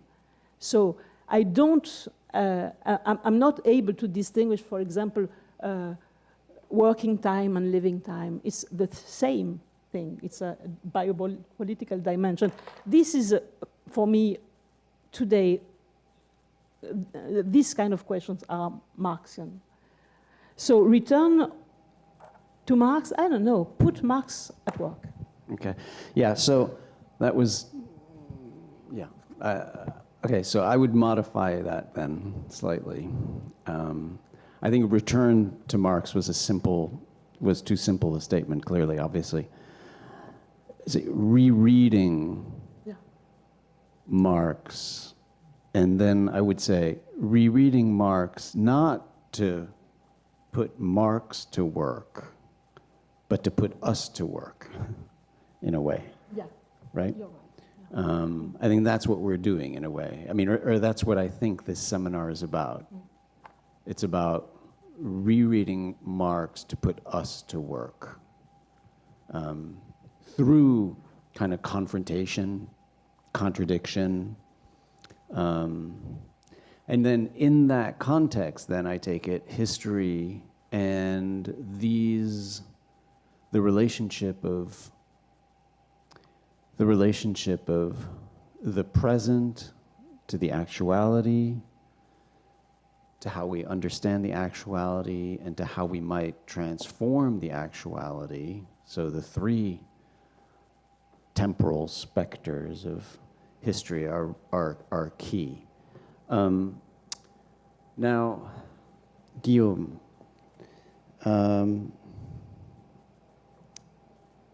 I mean, in part, that's what you were doing, I think, as well, right?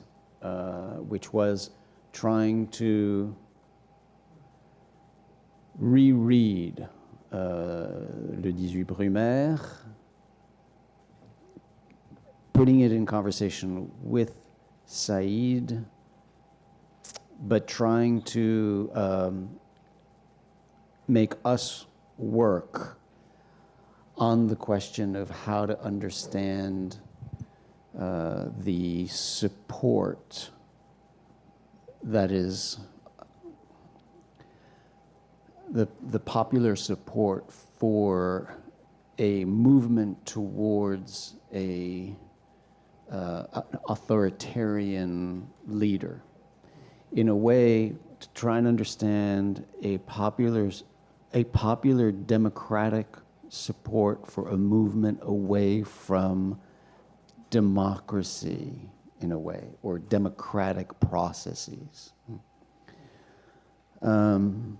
So how then did you hear the kind of the three specters, and how does it help inform your work?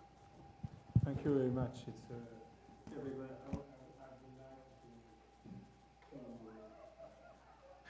To be in discussion with Judith, with this category of spectre.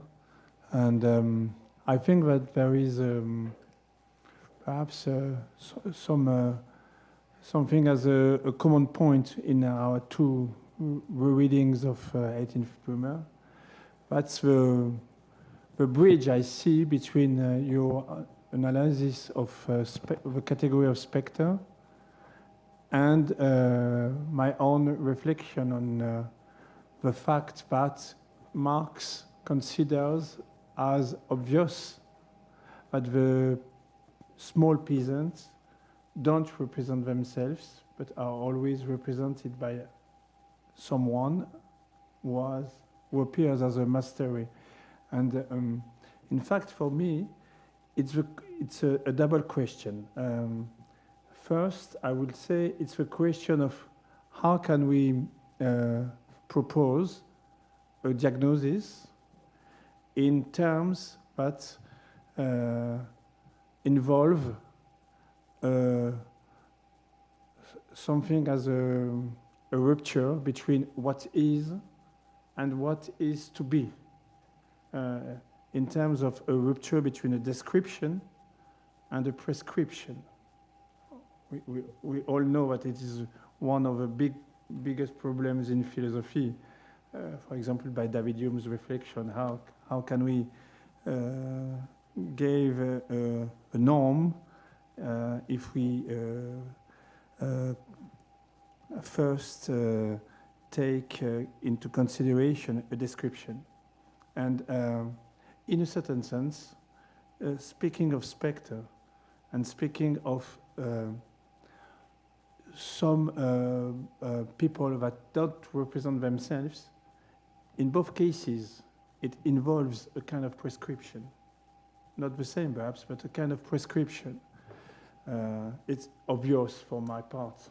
I think when we tell that people do not represent themselves, the question that we have to put into question is, who are we to take as obvious the fact that the people do not represent themselves, do not speak from their own voice in a kind of way. We are some ventriloquists who speak for the people, considering by advance that they don't speak by their own voice. And in a certain sense, it's the same problem with Spectre. It's a question of visibility. A ghost is a revenant. It appears as a ghost, but it has not the sizes and the shape of a true body that can assert by himself, okay, I'm here now and I have to tell something. It's already a question of social ontology or political ontology to consider that someone has to be a revenant or will not have the possibility to speak by himself. So for me, the question would be, if I had to put Marx into work nowadays, to consider at first that one thing is the fact that people do speak by themselves, do appear by themselves. But secondly, it's always, we have at the same time to take into consideration the fact that perhaps having the power, using the power, consists in the possibility to consider that some people are only ghosts, specters, or do not represent themselves. And it will be a critical task to perhaps to put into brackets this consideration and to try to make obvious that the people have their own voice, even if this voice doesn't go in the direction we would like that it goes. Before Judith asks you to respond to that, let me just clarify one thing. When we say, for instance, when we say they don't represent themselves, I'm trying to grasp what that means today. I mean, clearly, I understand well Marx's distinction between a class in itself and a class for itself, and the long history of the controversy over those categories. But when we speak about it today, is it that, in fact, what we're trying to say is that it's a representation of self that actually negates the democratic potential of self-representation in a way? So would it be something like someone who supports Donald Trump at this moment is in fact, I mean, fully representing themselves, and then we can have whole questions about consciousness of class and whatnot. But at the individual level, is it that there is a lack of self-representation in the sense that it is the endorsement of a form of absolutist executive power that doesn't allow for,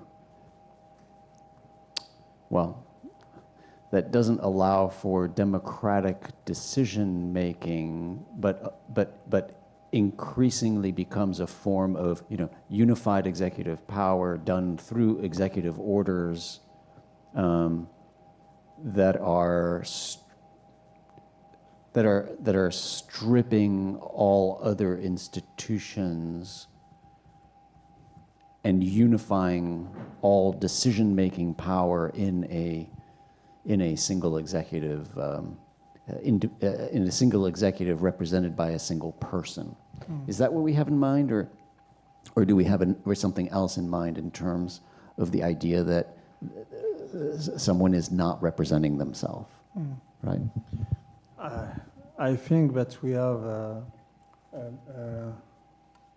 double answer, and I think we cannot at the moment choose between the two answers.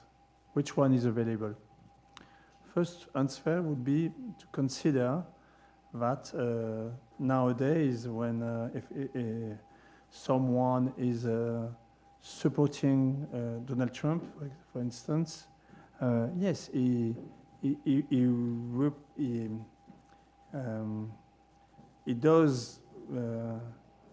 gives his voice to someone who appears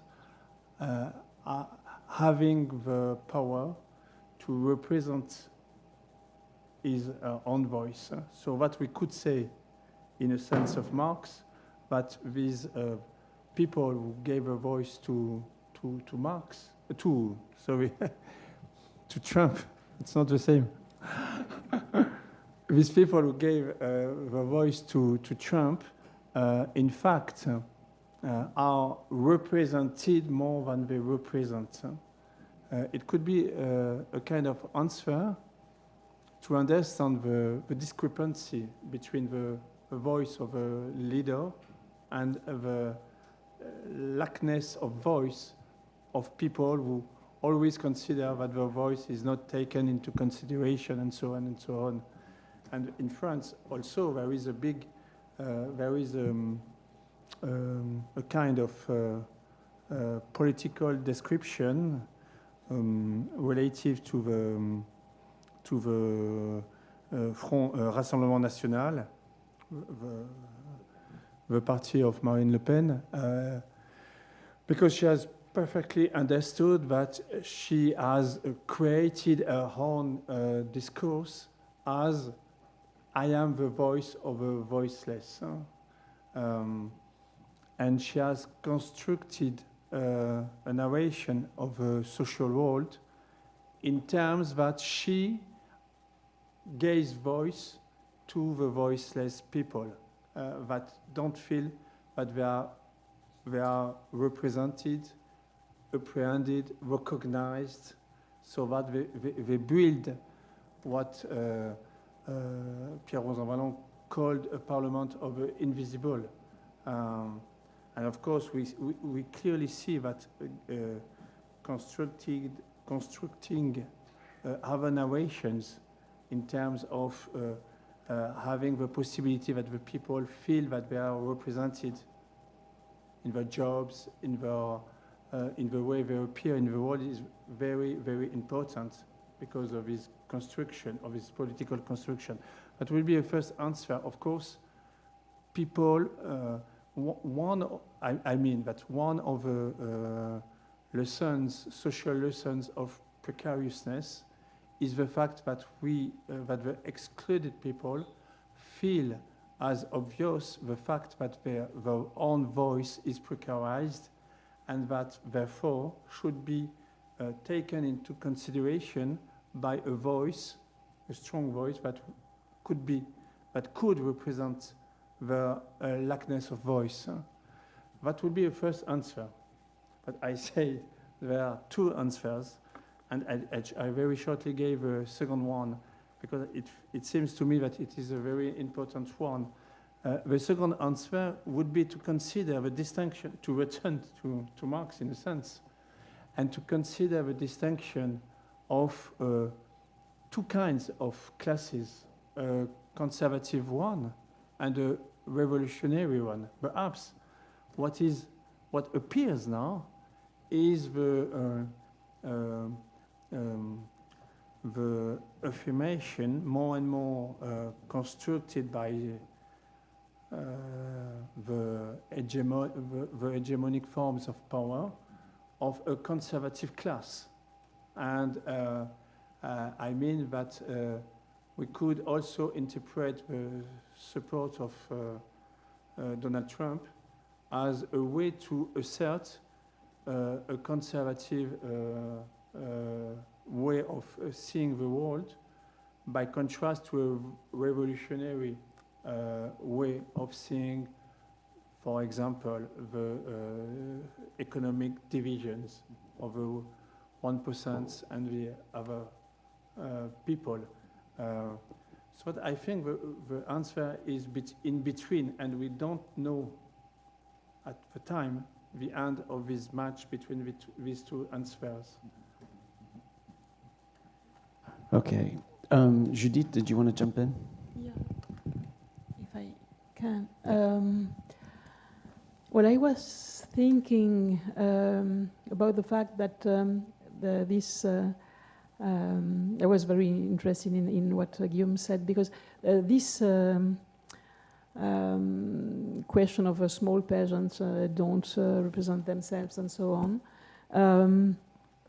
is exactly what I would give as an example of when I say heritage is a task and not something which has to do with fidelity or I don't know.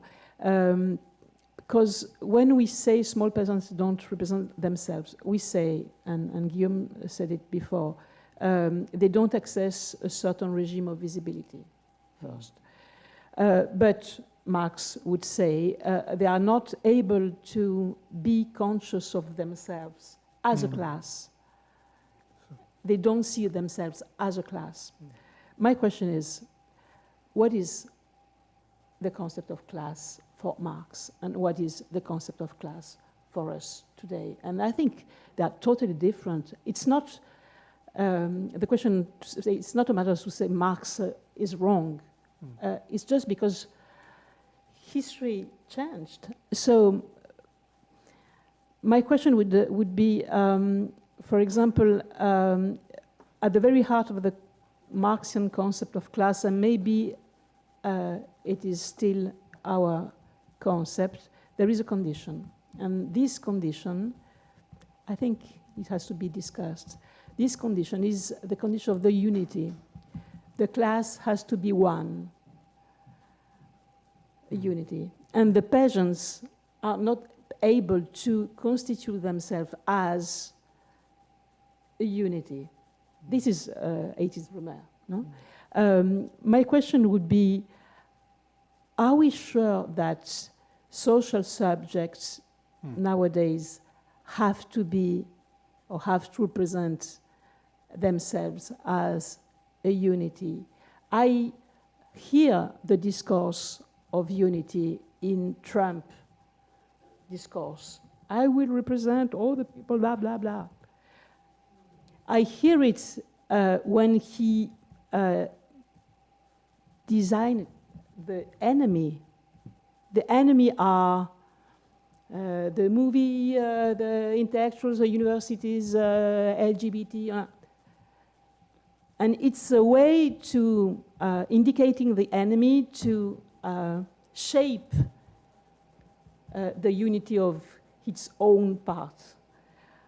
My question is, what happens if we try to think about subjects of class without this precondition of unity, which is typically a modern condition, I mean, from Hobbes on.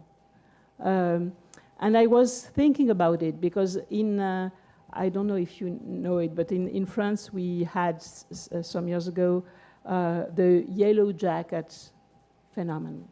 And the yellow jackets were very interesting because they were not presenting any unity. I mean, the unity was the unity of the space they invested, of the things they did. They were acting, but they were not homogeneous as a subject of class. There were women, men, young, old, retired, occupied, and so on. So the unity was, to end my point, I was remembering that Thomas Hobbes says, the multitude is not able to unify itself. He needs for this kind of gesture from the sovereignty, which gives unity and transform the multitude into people. And my question is, maybe our problem today is using Marx and put Marx at work, and us too, to try to define the condition in which a collective subject, as a class, as a political subject, can represent himself, itself, oneself, not as a unified subject. Nationalism say you are unified. Fascism says you are unified. Trump says my people are. Oh, this is a great problem. The people in English is plural. We say le peuple est, which is quite easier. You say people are, which is strange for us. But the language of unity, let me say, people is, even it's not normal. The language of unity is the language of fascism. Although it's interesting that in French it's a singular, le peuple, right? Le peuple est, yeah, which would be. Yeah, let me, go ahead. Just very shortly a point. Could you pass the mic over to yes, what Judith said? Really, I do agree with you, Judith. And just a point, because I was thinking on one of discussion of Michel Foucault on Marx, and when he says in this question of lutte des classes, struggle of classes, the question is more perhaps the question of a struggle than the question of classes.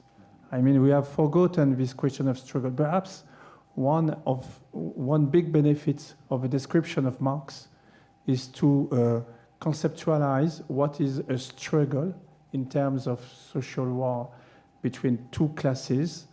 And perhaps the question will be, if we don't have this possibility of a struggle allowed by the category of class, what do we have instead?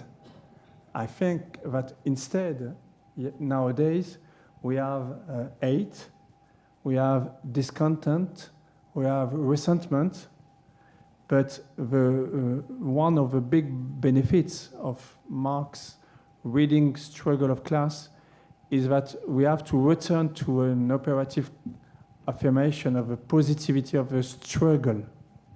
And this point, for me, is very important. And I'm just wondering if we forget this question of class, can we return to an operative concept of struggle? Great question.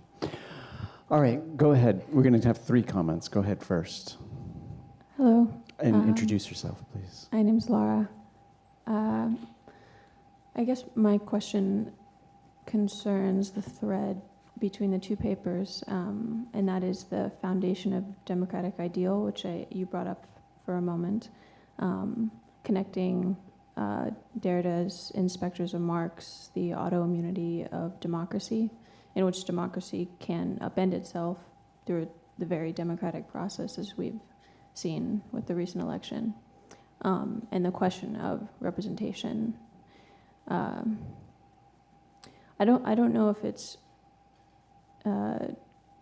obvious to me that people know what their interests are, or rather that they are looking for someone that represents their interests. And that's a question that I've thought of when it comes to making sense of the election results, and just of what people find attractive in an authoritarian leader in general. And I think it's the ability to pass on that question to somebody else and be kind of taken care of, which is a desire that not everyone relates to, but is a particular desire that a lot of people want. And so that question of interest is interesting to me, because part of the democratic ideal and what is supposed to be attractive about it is externalizing one's own identity in the world of action, and this idea of self-actualization through others and through this representational framework.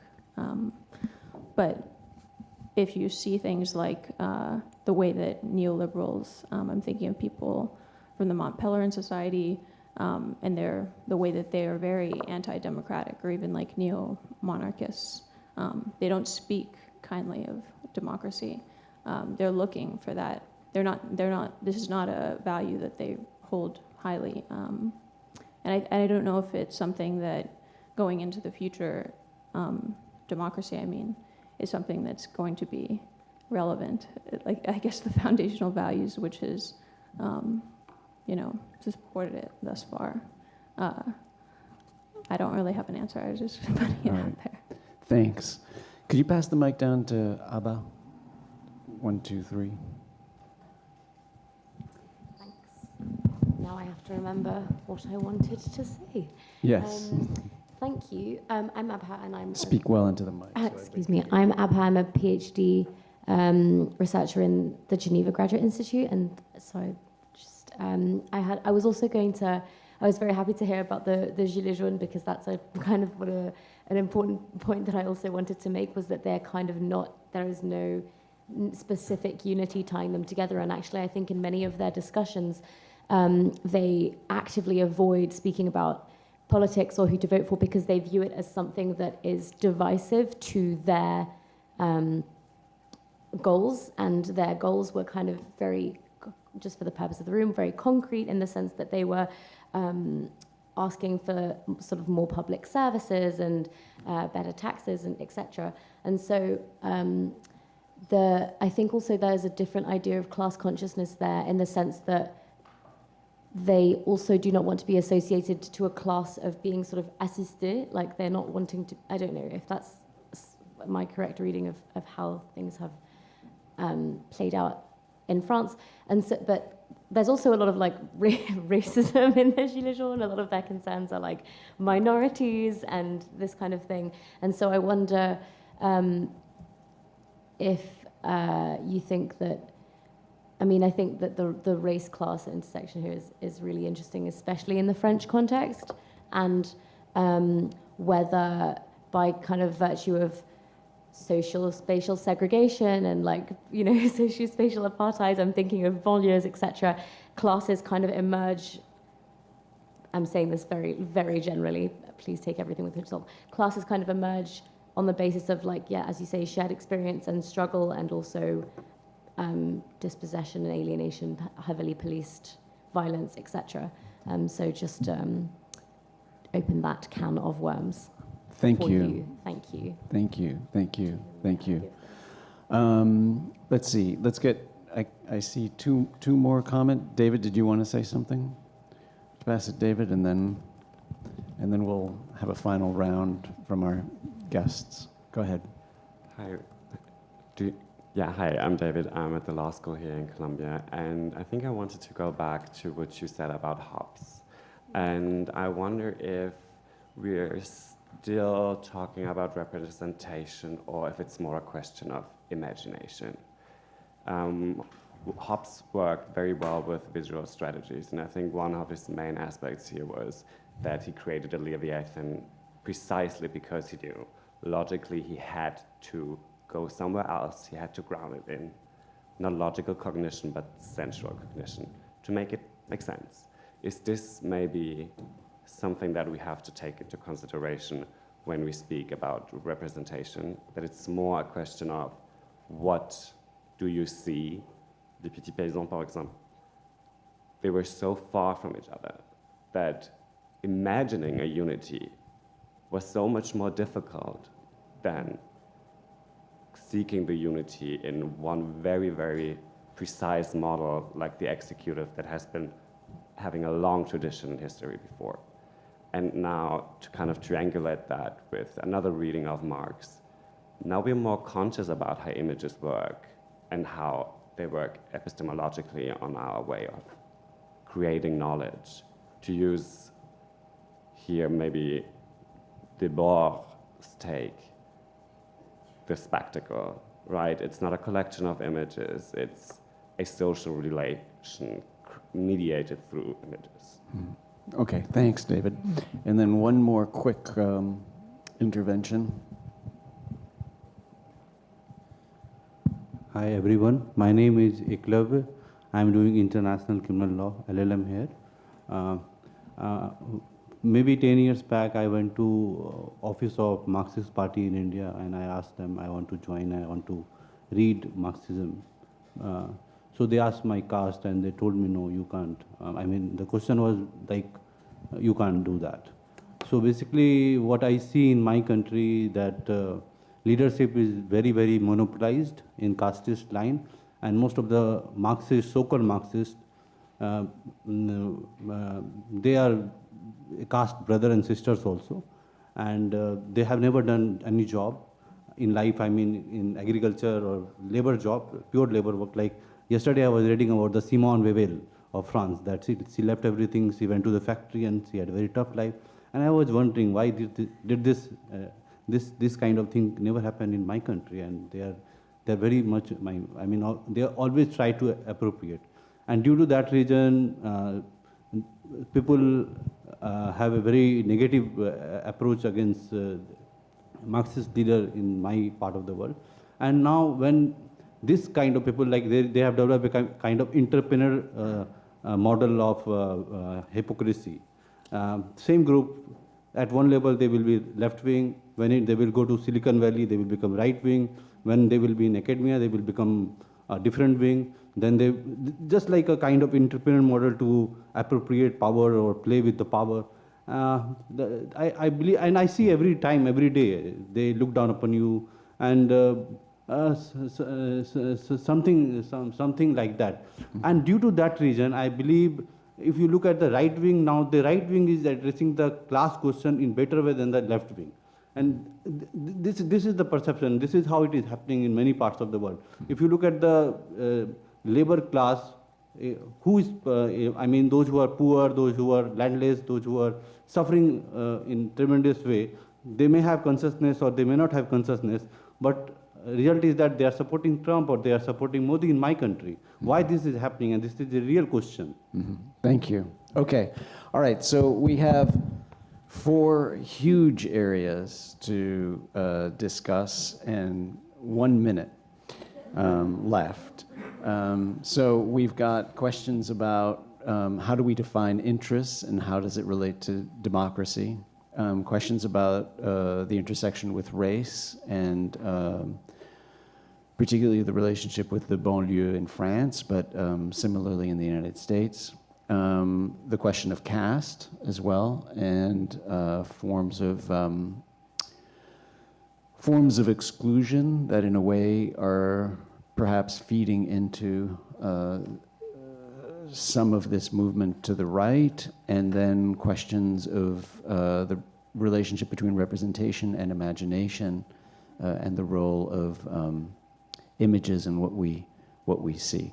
Okay, so that's a lot to cover in now 30 seconds. So maybe Guillaume, you can have, and the reason is also that we need to end because there's something a lot more important than this seminar that we have to celebrate, but in a minute. But Guillaume, why don't you give us one minute worth, and then very Judith, 1 minute worth. Sorry. Yeah, very difficult to answer to your brilliant reflections, but perhaps very quickly for your last question, why is it happening? It's a real question. You said. I think you're right, but I think it will be also a way to put into relation with your first question on democracy. I think what we took as granted, a certain idea of democracy, that means that people have their own voice. We consider as obvious the fact that they take into consideration their voice in the sense of a general interest. Some reflections due to Rousseau, for instance, are no more available today. The concept of democracy itself the normative presuppositions of what we call democracy are no more available, and this is a first point that we have to question. How can it, for example, yes, we can return to Tocqueville, democracy on America. All the categories that he has put into evidence are no more available now. And the fact, for example, that the question of truthness is a strong question for democratic arguments is put into brackets regarding the question of belief that becomes more important than now the question of truth. So that I think the different arguments of the citizenship who regards the general interest, the question of truth, which is more important than the question of belief, are no more effective to define and to defend the value of democracy. And that's our problem now. That's I would like to say from my point of view, yes. Thank you. Judith? Yeah, no, last. The limit of Marx's thought for me, but not the limit of a possible use of Marx. And I do hope you will see it next week with Michael Hart and Sandro Mezzadra, is that Marx still believed that in order to have class struggle, you need a class subject. And so the precondition for the struggle is a subject. And I was wondering if maybe we can reverse the logical sequence and say what we call subject or class subject is not the precondition of the struggle, but the effect of the struggle in itself. And more generally, the effect of every kind of practice which is shared. Foucault, l'amitié, friendship, it's a kind of practice. Modes of life, practices, and so on. So if you think class subject as an effect and not a precondition, is it Marx? I think it's a certain reading of Marx, but it's not Marx, but it's Marx beyond Marx. So this is my, and for the problem of race, just 2 seconds, I remember a meeting with Etienne Balibar and the people of the banlieue and the yellow jackets at the very beginning of the phenomenon of the yellow jackets. And from the banlieue, they said, we don't participate to the demonstrations on Saturday because there is too many police. Just the thing. It's not because we are outside or because we are considered as racialized and not part of this kind of subject. And it's because it's dangerous for us. It's more dangerous for us than for white people, for example. So it was very cheap, but real as explanation.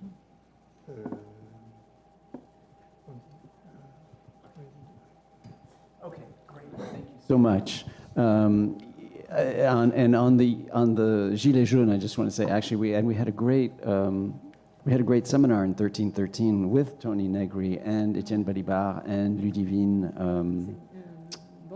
Bottini, yeah, on that. So I'll get that to you. Sorry, just remembering now.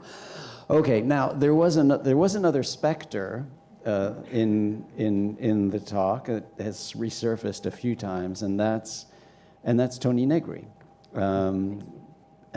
Because and the references to Marx beyond Marx that we keep on thinking about, and that, of course, is the segue to next week's Marx 9:13, when we will have Michael Hart and Sandro Mezzadra, and we will be reading not only Marx's Grundrisse, but of course Tony Negri's remarkable lectures on the Grundrisse, Marx beyond Marx. So that's going to be next week on Wednesday, and I hope you'll join us for that. I want to give a big round of thanks for Ricardo for making this all possible, Reno for all the AV work. Thank you so much. And of course, Guillaume and Judith for incredible papers and for blessing us with this conversation and this rich conversation. Now, as I was saying, much more important than all of this is the fact that we now need to celebrate and congratulate Janai Levita, Dr. Janai Levita, who just defended her dissertation this afternoon while we were in seminar and joined us for the seminar afterwards. And so we have some champagne, and I invite you all to toast Janai, Dr. Janai Levita now, all right? Congratulations.